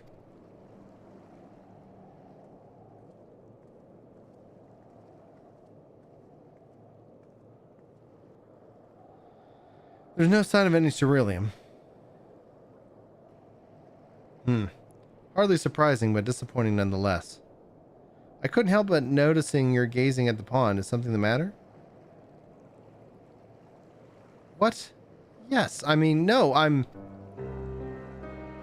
It's just I'm used to bring my brother and sister here to play. The pond was heated to stop the water from freezing over, so like all other children, they just had to wade and splash about. Would have stayed there if I didn't drag them out. I'd be sopping wet when all was said and done, every time. And every time when we'd get home, Mother would scold us, saying we'd catch our death walking around like that. Well, the water's not frozen. The pond was heated? A ceruleum-powered heater by chance. I suppose it must have been. Come to think of it, I remember seeing engineers changing out a tank beneath the hatch. But that was a long time ago, when the water still flowed clear and wasn't this brackish muck. We can't see a thing, and I can't remember where the hatch might be. With the machinery most likely broken, the amount of filth in there is probably the only reason It hasn't frozen over. I'd wager it's still unbearably cold, though. Julius, what are your thoughts on magic? The average Garlean would jump out of their skin if they saw it, but the first is and has a few foreign signiferi and medici, so it doesn't scare me. Then I take your you won't mind if I employ a little now. Alpha note, as you have a knack for finding dry wood, why don't you bring me some? Once it's done, we blast a fire should do the trick. Nice. Leave it to me.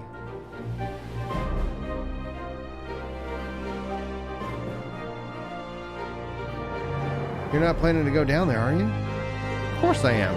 That tank isn't going to fetch itself. It's nothing so involved as extracting unprocessed cerulean from a frozen lake, like how the trappers do it. We're talking about a shallow pond in a park, and we have a way of warming ourselves up after. That's insane. So fancy a dip? A little friendly competition might make things interesting. The last thing we need is catching a cold. Step aside while I drink the pond dry. That way, we will find it in no time. Yeah, I'm playing through on Reaper right now.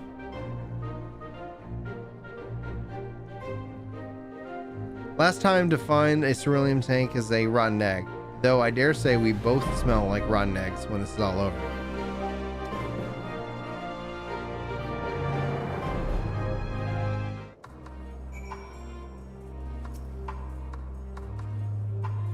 Point of interest, point of interest, point of interest.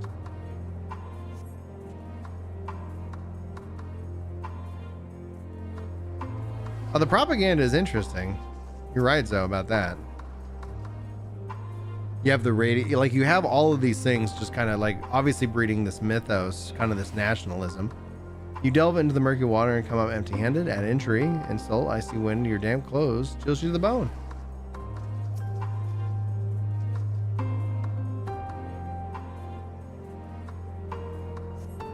You delve into the murky waters and entry, it chills you to the bone.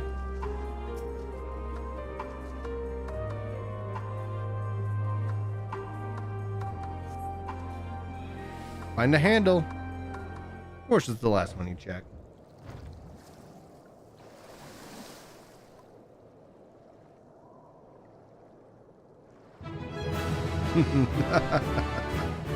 Big bottle of nothing. You open the hatch and retrieve a cerulean tank. And you're frozen solid. The end. However, your grand discovery comes at a personal cost as you become acutely aware of the freezing cold, the rancid odor emanating from the very end of your body. Julius will doubtless feel compelled to pinch his nose and shut when you deliver him the prize. Got chill the bone status. It'd be so funny if I also had smell bad status. Did you find anything? I hope you did. It'd be so funny if I'm like, oh, I just have all this cerulean from my free company. That's it. And there's still some cerulean left. Ah, the fire's still not ready. Hold on. I'll give Alpha Note a hand.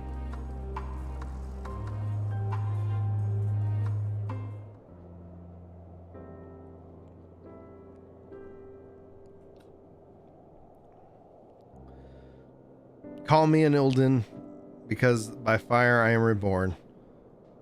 And my clothes are mostly dry now too. I appreciate you recovering the cerulean, but I wish you'd have taken the time to discuss the plan with me beforehand. Despite the way that you've been treated, Lord Gaius's eyes, you're still envoys deserving of protection. If you were to die on my watch, he would be most displeased. Your concern is duly noted, and all's well that ends well. Julius, you mentioned coming here with your younger siblings. Did you grow up in Garlemald? I did, not far from here. My father was an accomplished researcher in his youth, and for his contributions to the Empire rewarded an estate. We lived well, better than many. What was Garland like in those days? Everything. It was everything you could imagine and so much more. Even during the coldest winters, we always found warmth and comfort in our home. Coming from the snow, taking off your coat and sitting down for a hot meal with family. Visiting friends and relatives, receiving that same welcome, knowing that they had everything they needed. Walking down the street, seeing the lights in all the houses, hearing the faint sounds of laughter and song of happiness. And although the summers came and went all too quickly in that brief respite, the ice would melt and the forgotten grass would make its triumphant return. Gray clouds would save the way to blue skies. Some mornings we'd climb to the top of the tallest building we could find and watch the sunrise. Never again those rooftops are rubble, those friends are dead, and those memories. But if I could reclaim even a fraction of what we once had, soon our chance will come. We just need to hold out a little longer.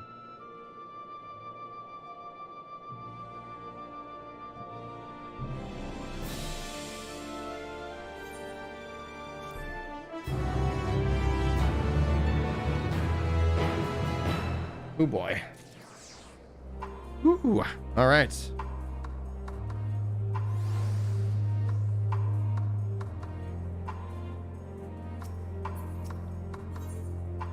No good deed goes unpunished. All right, now that we've discovered you from our escapades in the pond, there's another location I like to search, just outside the park. Dun, dun, dun.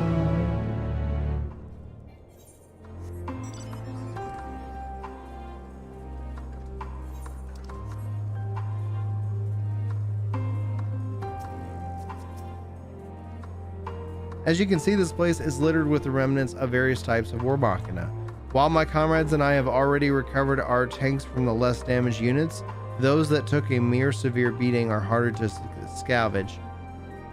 We decided to save those for another time, that time being now. Rather than prize them apart piece by piece, it would be quicker to remove the outer casting using compact explosives. With luck, we'll gain access to the tanks without rupturing them. Though the force generated by these devices is relatively weak, I would advise you to stand clear to avoid being hit by any shrapnel. Before even bothering, though, we should check with the Machina's ceruleum gauge to see if there's any left. It still would provide us an accurate reading, even when the unit itself is inactive. If the gauge is broken, I'll let you decide whether you want to use an explosive or not. Should we need more, come to me. Understood. Let's go to work.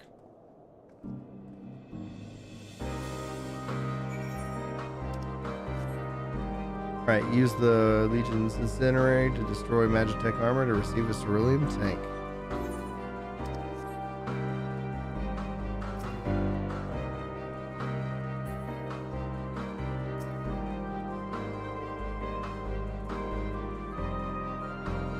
According to the ceruleum gauge, the unit's fuel tank is empty. Ceruleum gauge on this unit appears to be broken, giving you no way to determine how much this may hold.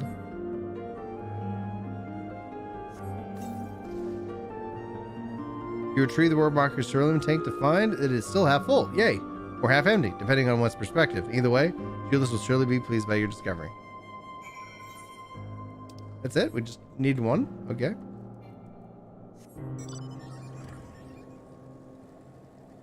Like, if I was just going to score it, like, these guys are pretty much in need of a lot of ceruleum, but okay.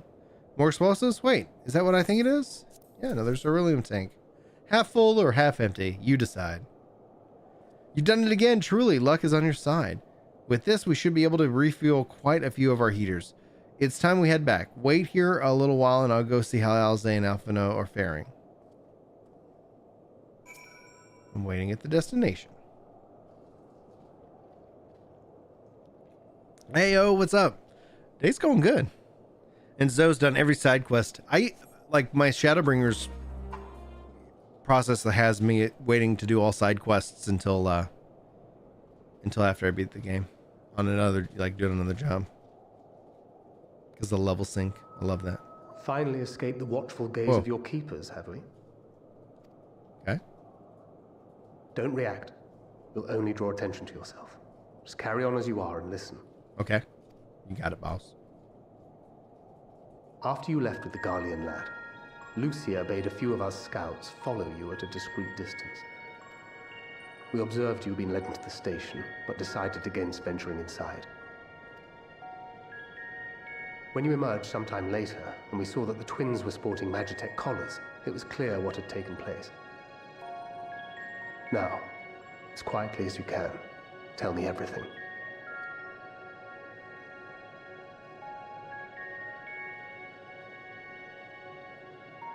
The Legatus himself, eh? Now there's a surprise. This is also the first I've heard of a plan to join forces with the 10th and storm the Tower of Babel. An interesting development, and perhaps the opportunity we've been waiting for. Our comrades back at the camp also received some rather promising news, but it's still too early to get our hopes up. For now, keeping yourselves out of harm's way comes before all else. Whatever demands the Garleans make, indulge them. With luck, this will all be over soon. Until then. Cool. Just wanted to see if we saw some kind of steps in the snow. They had not gone far. We searched high and low, but no luck, I'm afraid. I might have guessed you'd be the only one to find anything.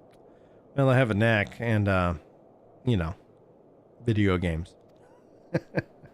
I wasn't expecting much to begin with. Eventually, there will be nothing left out here for us to safely salvage. For now, this will have to suffice. We should return to the station.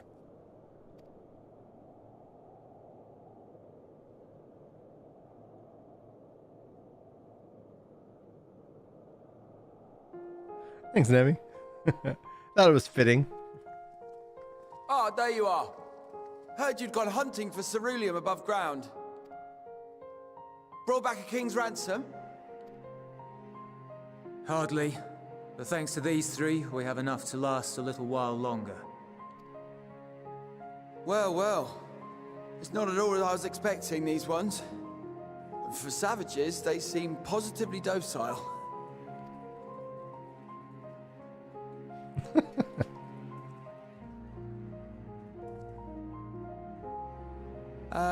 It's a poor attempt at humor. In all honesty, I'm grateful for your efforts. But even with another night of warmth, there are those among us who may not live to see the morrow.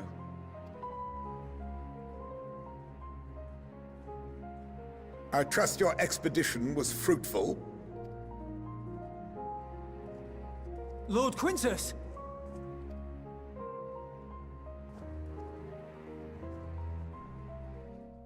Use what you procured to refuel the armor.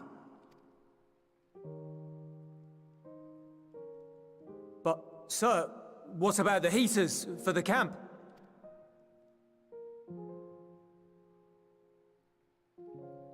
The time for action is upon us.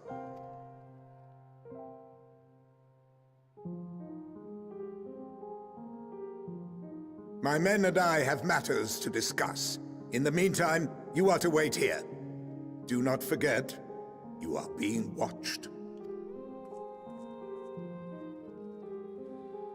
Okay. Is this like his saving throw, his last stand? The time for action. What did he mean by that? Means he's either going to attack the Telephroi or he's going to try to attack the base and steal like the goods. I can only speculate. Clearly something requiring their magitech, given what we just heard.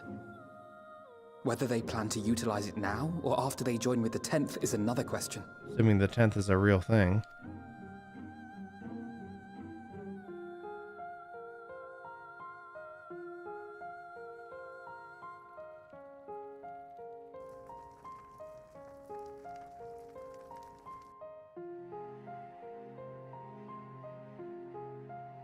Will they ever escape this cold? Return to and reclaim the idyllic spaces of which Eula spoke?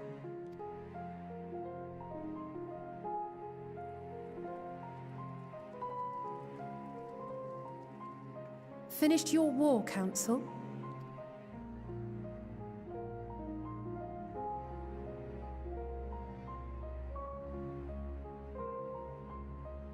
Alphino and Alizea to stay here as our prisoners. They will be released once your comrades have relinquished their supplies and withdrawn from Garlean soil. Oh. Until our terms are met, they will be detained at a separate location.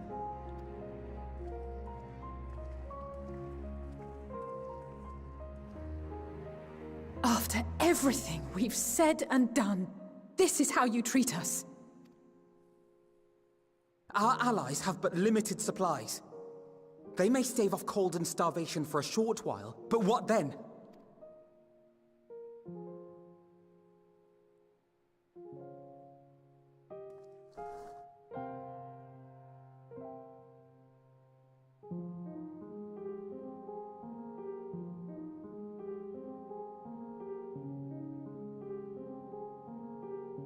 For now, keeping yourselves out of harm's way comes before all else.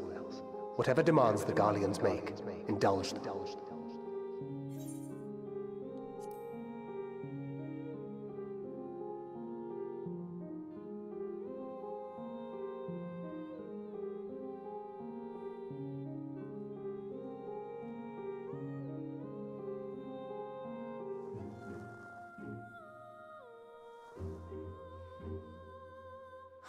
Get them out of here.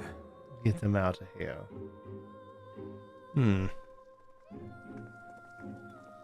Yep, no good deed.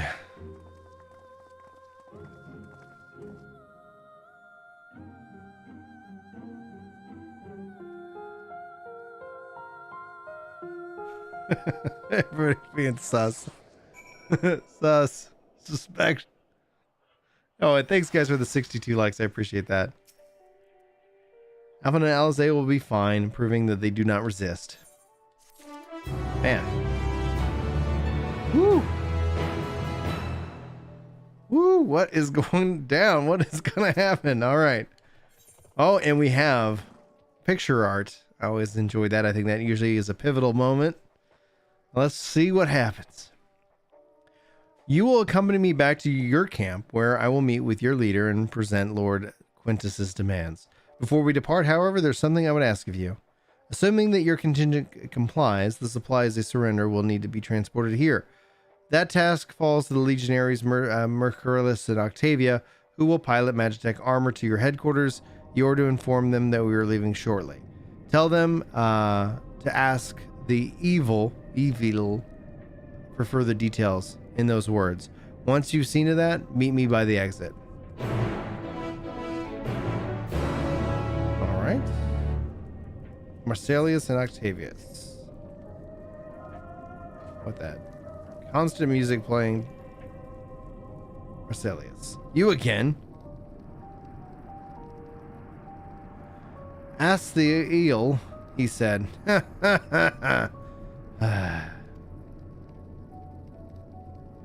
So, that's the way of it. After all this.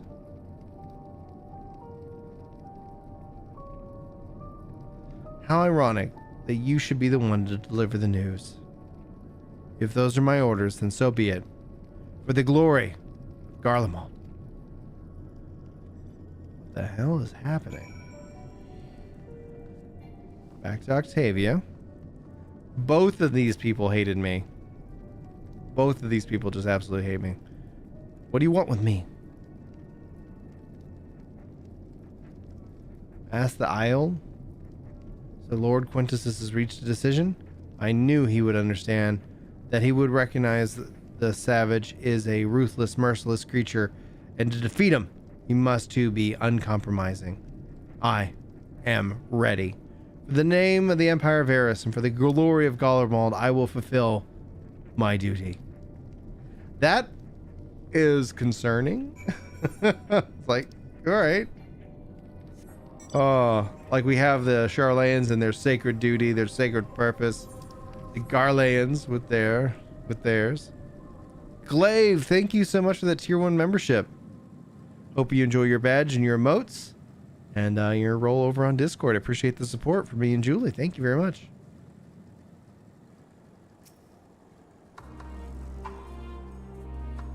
Have you done as instructed?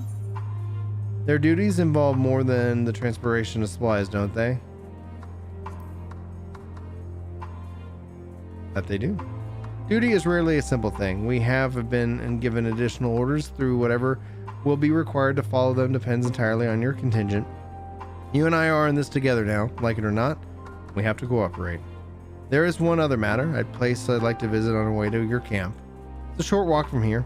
Follow me.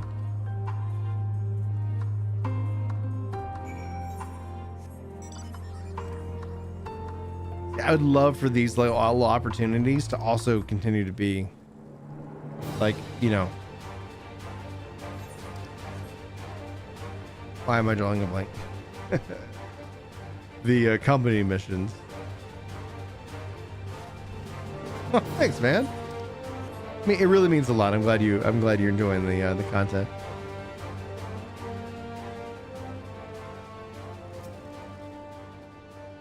Julius lingers by the ruins, reluctant to leave and reluctant to stay, unable to move on.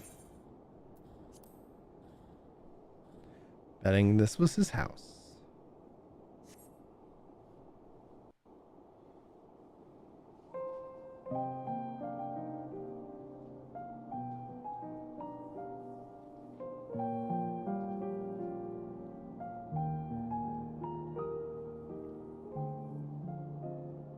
This is my home. Mm-hmm. Our home. At least it was until that night. I was with Lord Quintus when the capital fell, and thus spared. My family, who did not own a radio, were less fortunate. When dawn came, I made my way here. My parents, my little brother and sister, they were still inside.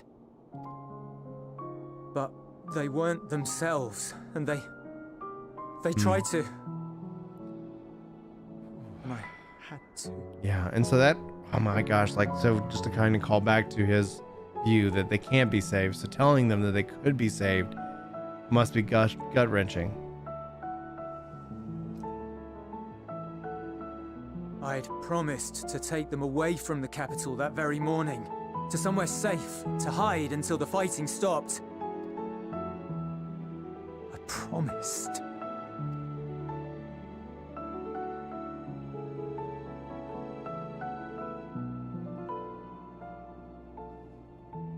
The Garlean flag bears a chain, the bonds between our countrymen.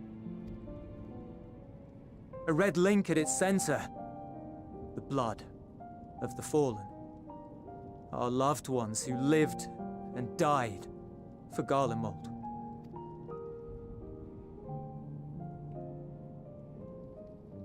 But if she too fell, who would be left to remember them and their sacrifice?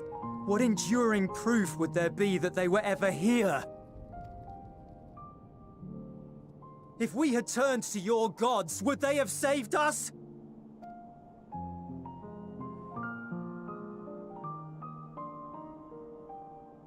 I'm sorry, forget I spoke.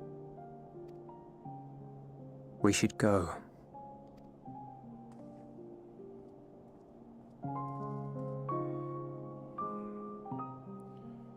Ooh, man, this is... Oh, I love how layered this is.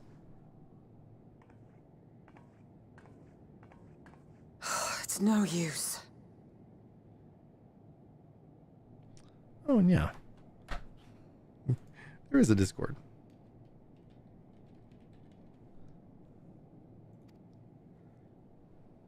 Believe me, I do not enjoy being here any more than you. But he wanted us to play along, so that is what we will do. Thank you.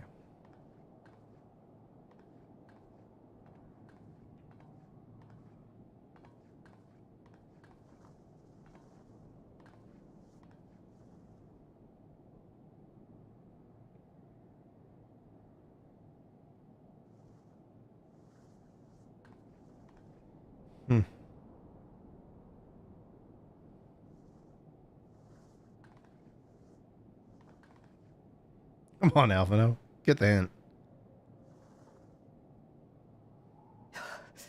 It's so cold.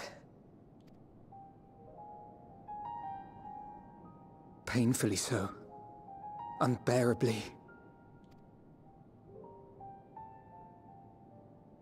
I've been thinking about what Quintus said. About why no one would accept Garlean rule. Irreconcilable differences. When coexistence isn't an option, only conquest remains. Varys at Gimlet said much the same. Only by uniting the world beneath a single standard would we rid ourselves of the Ascians. United as one people, one race cleansed of imperfections. Well, that's such a scary line. A cold and unforgiving vision. And when we fail to live up to their standards, what place is there for us in their world? But the truly sad, truly frustrating thing is how damnably similar it all is to the lofty ideals of Father and the Forum. Non-intervention. Always non-intervention. Protect our knowledge and our people, and to hells with the rest of you. And yet, I can see how it happened. Varys and Father looked to their elders for guidance and took their virtues as their own. But for this world was of their making. In who else could they place their trust? All of us lost in a sea of chaos, searching desperately for purpose and meaning. But it shouldn't just be an extension of another's. It has to be ours. It has to be. We all have a stake in this world. No one should be silenced. I won't deny that we lack the experience of people such as Father or Quintus. Perhaps they've come to see the world as a series of problems, and the most efficient way of solving them, to reduce everything to fundamental forms. A stone is a stone, a cloud, a flower, no more than that. Simple descriptions that strip the subject of distinguishing characteristics. A man is a man, divided according to race, creed, or allegiance, and to some, defined by such associations. Is that what you think? In my misbegotten youth. But what I believed wisdom was no more than aggressive ignorance. I've since learned to look beyond the banners and the politics. To see people as individuals with their own hopes and dreams. As for my dream of building a better world, well, every day I'm reminded that it is far more complex than I had ever imagined. But it only spurs me onward, to find the wisdom and the strength to see it through to the very end.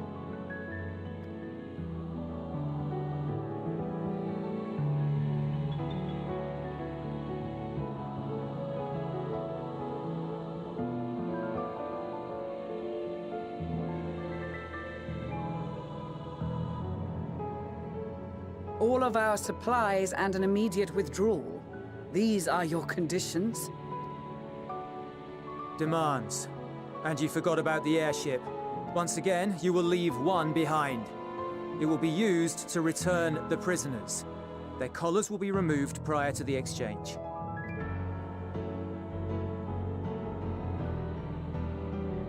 So in the end, not even Father's expertly worded rhetoric could deter you from your chosen course. Huh? Not that I thought for a moment that it would. I've no love for violence, of course, but ours is a cause worth fighting for. I just wish he'd realize it too. Sometimes the only way to protect the ones you love is to take a stand, to refuse to suffer in silence. I want you to know I share your conviction. Whether it be on the battlefield or in the debating chamber, I won't back down. I guess what I'm saying is...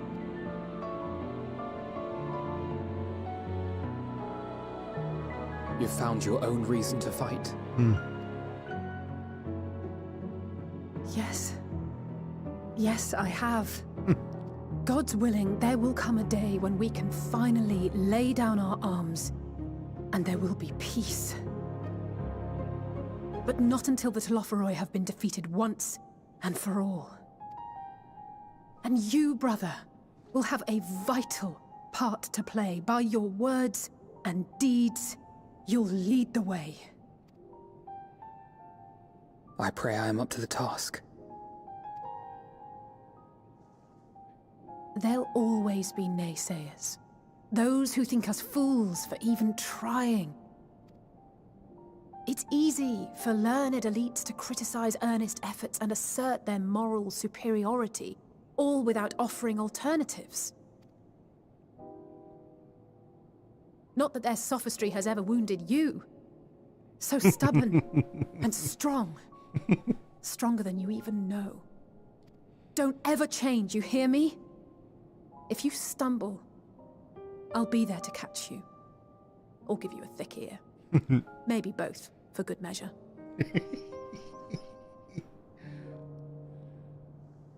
Thank you, Alice.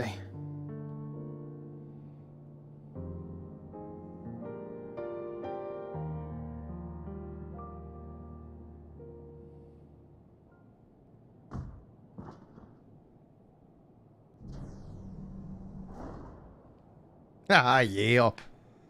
Let's go. The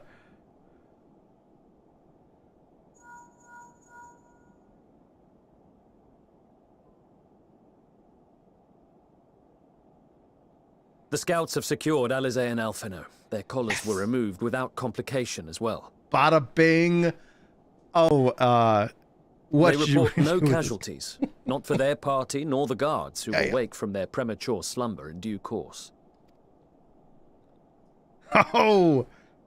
Curveball, baby. It would appear the situation has changed. I propose new terms. We have information that will be of great interest to Lord Quintus, and I wish to speak with him in person. Yeah. Get your boss on the phone.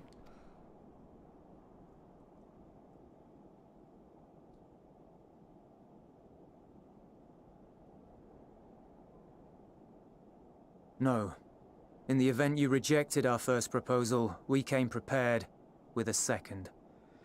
Oh, baby. Hey, thank you, Krypton. I appreciate that support.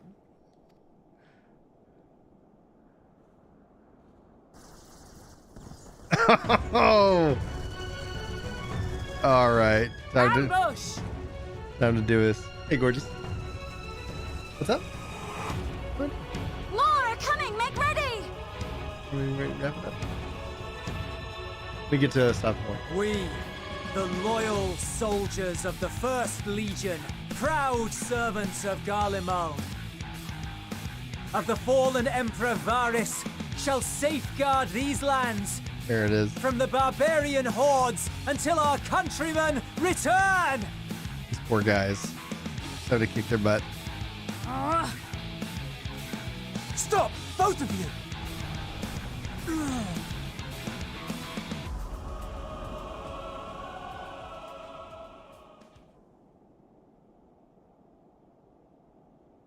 This child may be the worst emissary I have ever seen.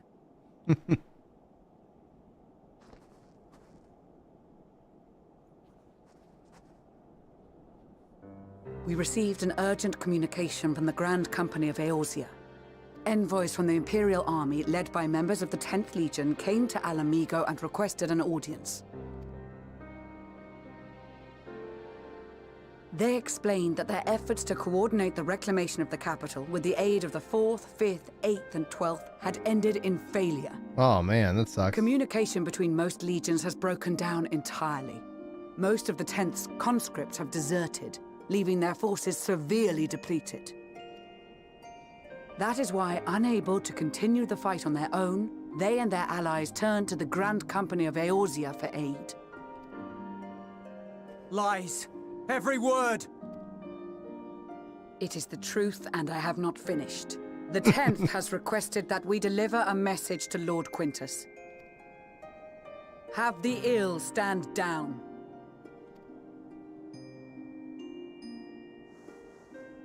You You have been listening, my lord?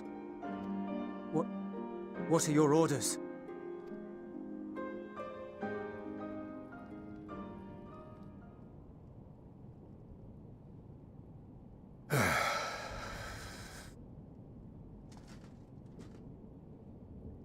Inform her that we will honor the 10th's decision. Okay. Bereft of hope, and now dignity.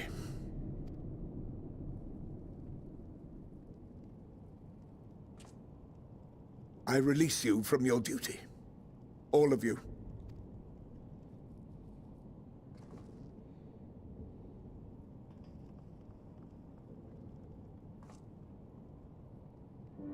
I take solace, your radiance, in the knowledge you are not here to witness our debasement. 'Twas a grand, glorious dream we shared.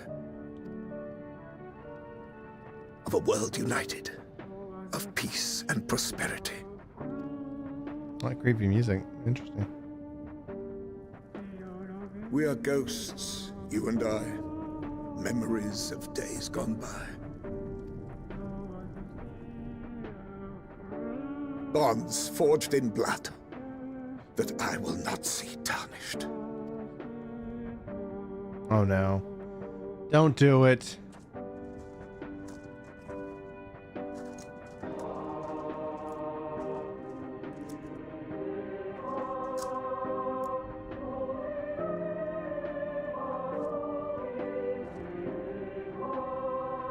No, come on, dude, don't.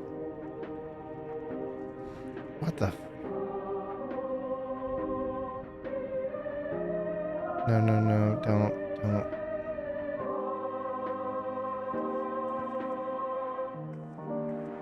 Quickly! We have to reach the station before it's too late. If there is still a chance that Quintus will agree to a truce, we must take it. I just hope we get there before he and his men do something rash. Oh, gosh, come on.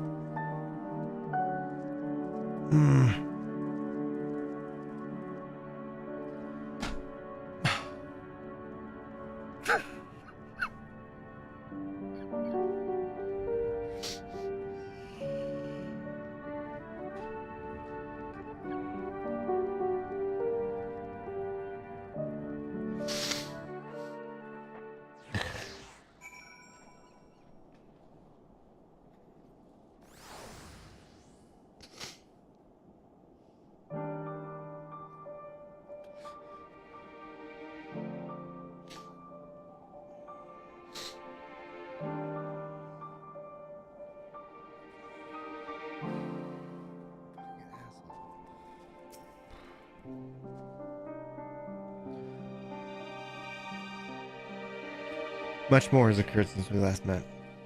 As for determining what comes next, we must speak with Lord Quintus.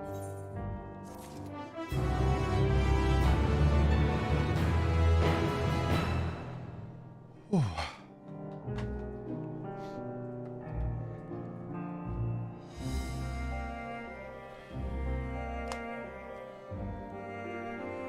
All right, let's see here if we can't finish this off.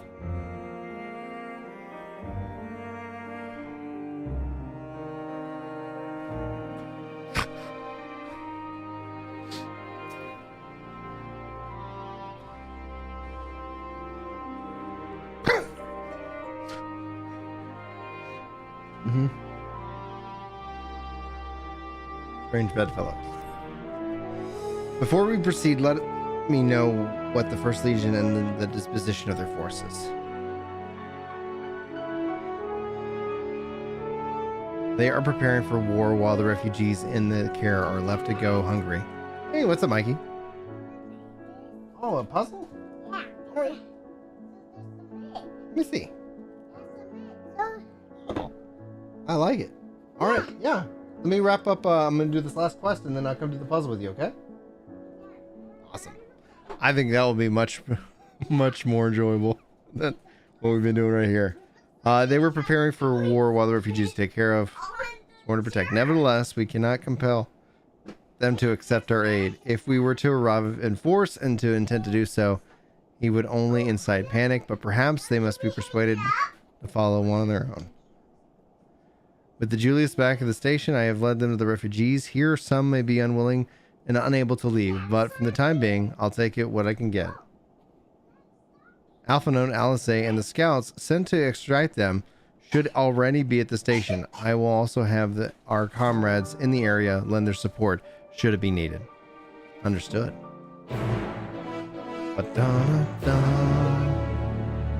Alright, let's see here. Speak with Alice. Oh, she's all the way. And I can't teleport. But time to run. Or ride. For that matter. Yeah, kids coming in to save the day. Yeah, well, I think doing a puzzle with Mikey will be definitely a pick-me-up. Yeah, absolutely. Gosh, that hit me hard. That hit hard. It just Julie's mom, I don't know if you can hear her. She says you're a sweet emotional soul.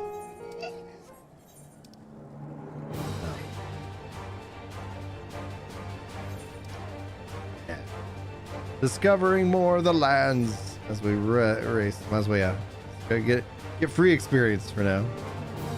I hope I can ride over this. Like, I've been seeing these things. I was like, I don't know what they were. This bombshell fallout. I was like, they kind of were talking and showing that off when they're talking about like the roar, right? You know, so yeah, more discovered. All right, I'll be done once I finish this quest. I'll be done. Oh, Aether Current. You gotta pick up that for a second, Mikey.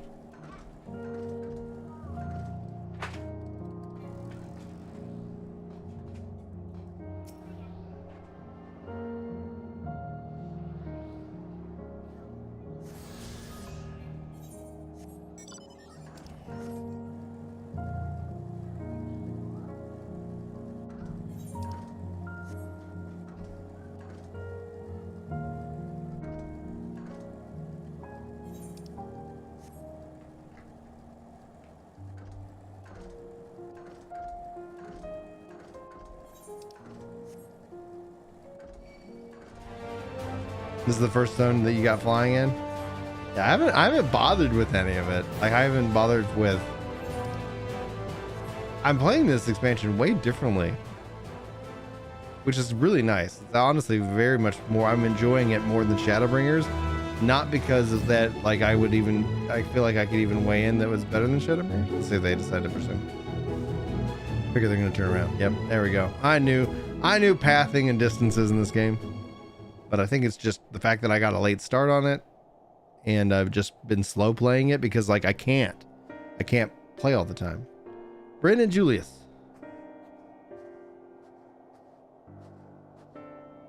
We arrived just before you did, and too late. Too late for what? What's happened? It's Lord Quintus. He took his own life. After the news about the 10th, he relieved us of our duties. Then, when he was alone,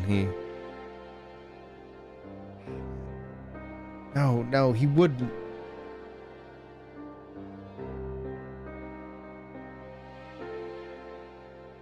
Thanker than the others, assisted by the soldiers, have seen to the remains. In due course shall the legatus be afforded a proper burial. He released us from our duty. He wanted us to be free to choose our own fate. Without him to guide us,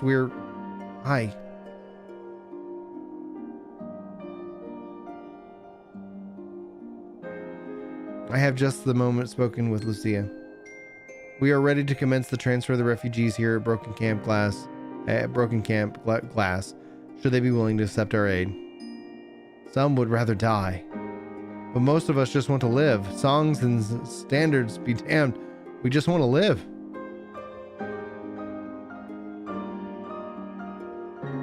I'll need to speak with the refugees. They'll have to decide for themselves if they wish to come with us. If any would prefer to stay, we can have supplies brought over for them.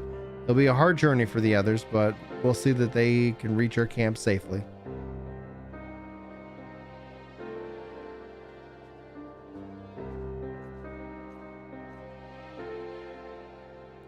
Aye, aye.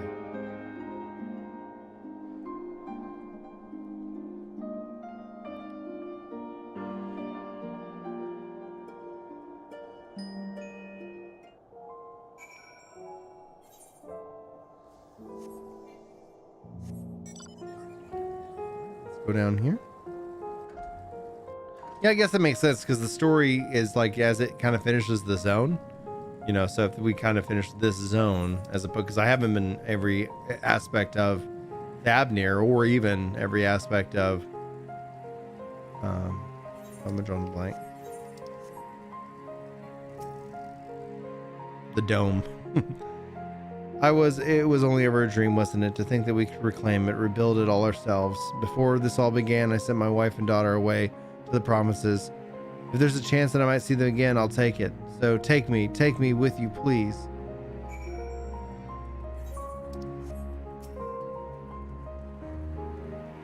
Well, got the Aetheryte sorted in the end. All it took was a few adjustments, and now it works like it ever did before. From what I can tell, the one in Laternum is also functioning as normal. That's where you lot are staying, isn't it?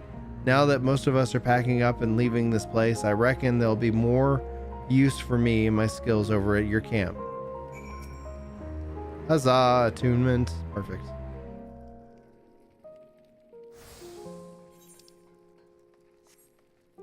You assume I need Aetherites to travel. I just need to be able to throw up on occasion. Ride my bike over your bodies. It's you, the one who treated me with such kindness. I heard from the others that you were not much around here. I thought you were one of us. Not that it makes any much difference now. Pure bloods, migrants, savages. After a while, the words start to lose meaning until all you're left with is anger and fear and hate. And I'm too tired. If you and yours come to offer aid, I'll gladly accept it.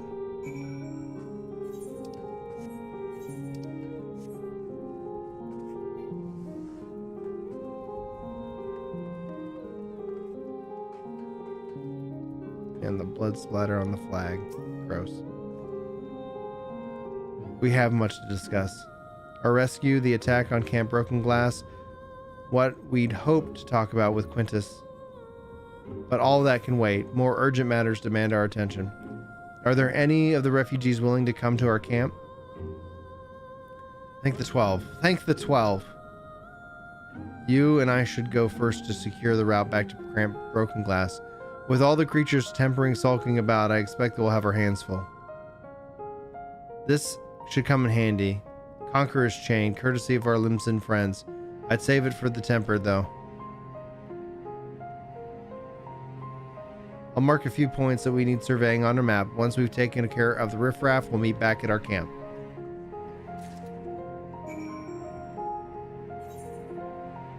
Okay, gotta head that way then. That scene hit real hard. Real hard. Whew. Okay, I'll zoom out from the bike.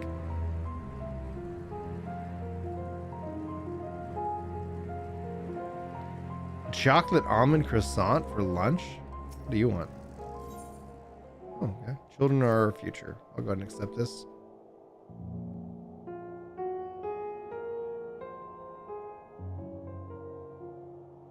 Oh, you will. Bless your heart. I know my son probably tried to return to the house in the north.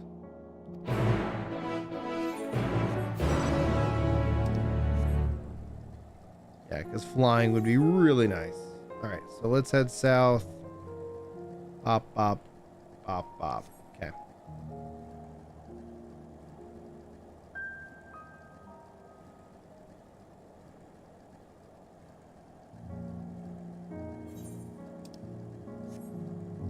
Yeah, I'd be careful, man. I'd try not to hint at what might or might not happen.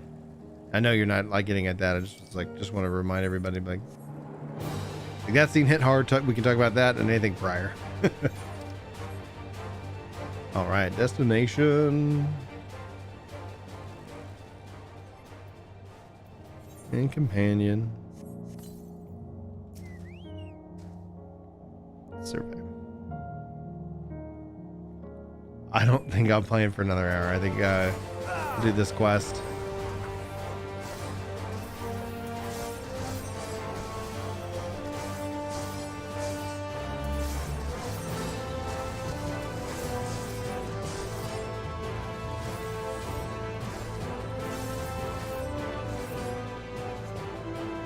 All right. Hey, what's up, Gabe? You're gonna play some puzzles? Can I join you for some puzzles? Can I join you for some puzzles? Yeah. All right. Just looked at me. Okay, I'll be right down. All right, yeah, this is gonna be my last quest, guys, and I'm gonna go play some puzzles with the boys. With the boys.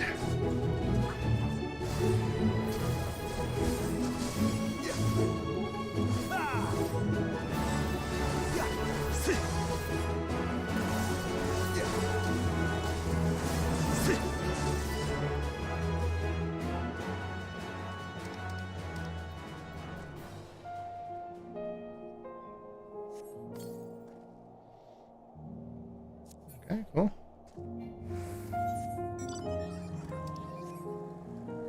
Oh man, thank goodness they didn't let me just like kill him and be like, and mission quest failed. Please retry.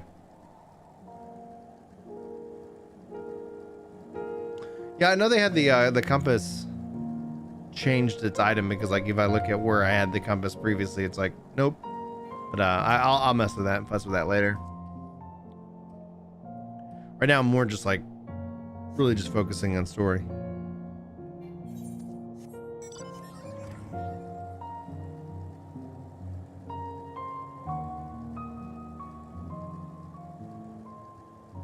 Oh, okay, yeah.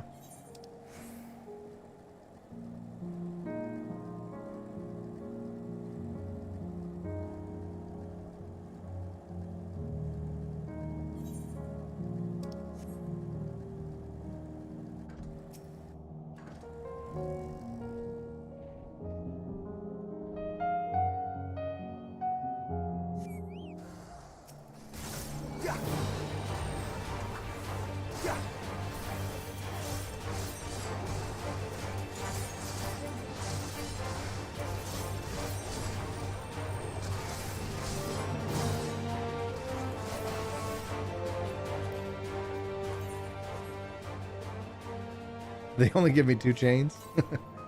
That was perfect. All right. And where are they? Oh, I need to go. Oh, good. Close enough. Not like, and I guess I could have teleported back if they need to go back.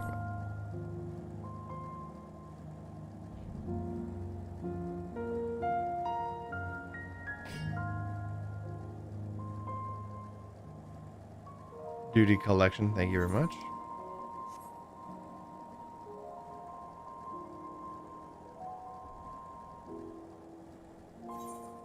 Oh, asked him.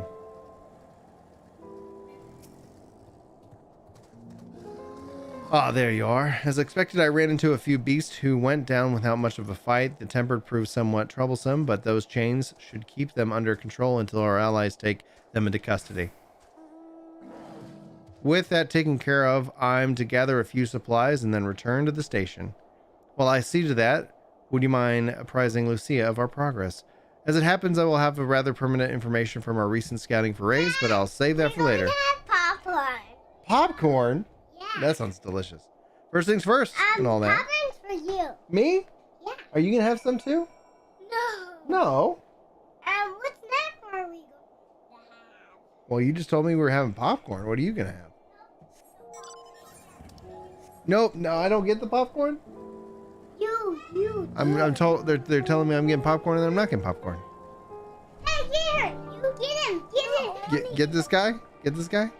No. The one who's on the back. Oh, yeah? Yeah. I got him. All right, cool. Let's knock this quest out. Ah, Bryn, I was informed of Quintus' suicide. It must have been coming to great shock to his men. What of the refugees? I'm told that we were receptive to our proposal, but I would like to hear from Personae Camp. You see some dinosaurs? That so many did not hesitate to accept proves how desperate their situation has become. We'll do our best to make them feel welcome. The troops who participated in the ambush are no exception. They will be afforded the same treatment as any other refugees. Okay. No, I'm not going to open the candy right now. Oh, even if we wanted to make an example of them, there's no one left to learn from.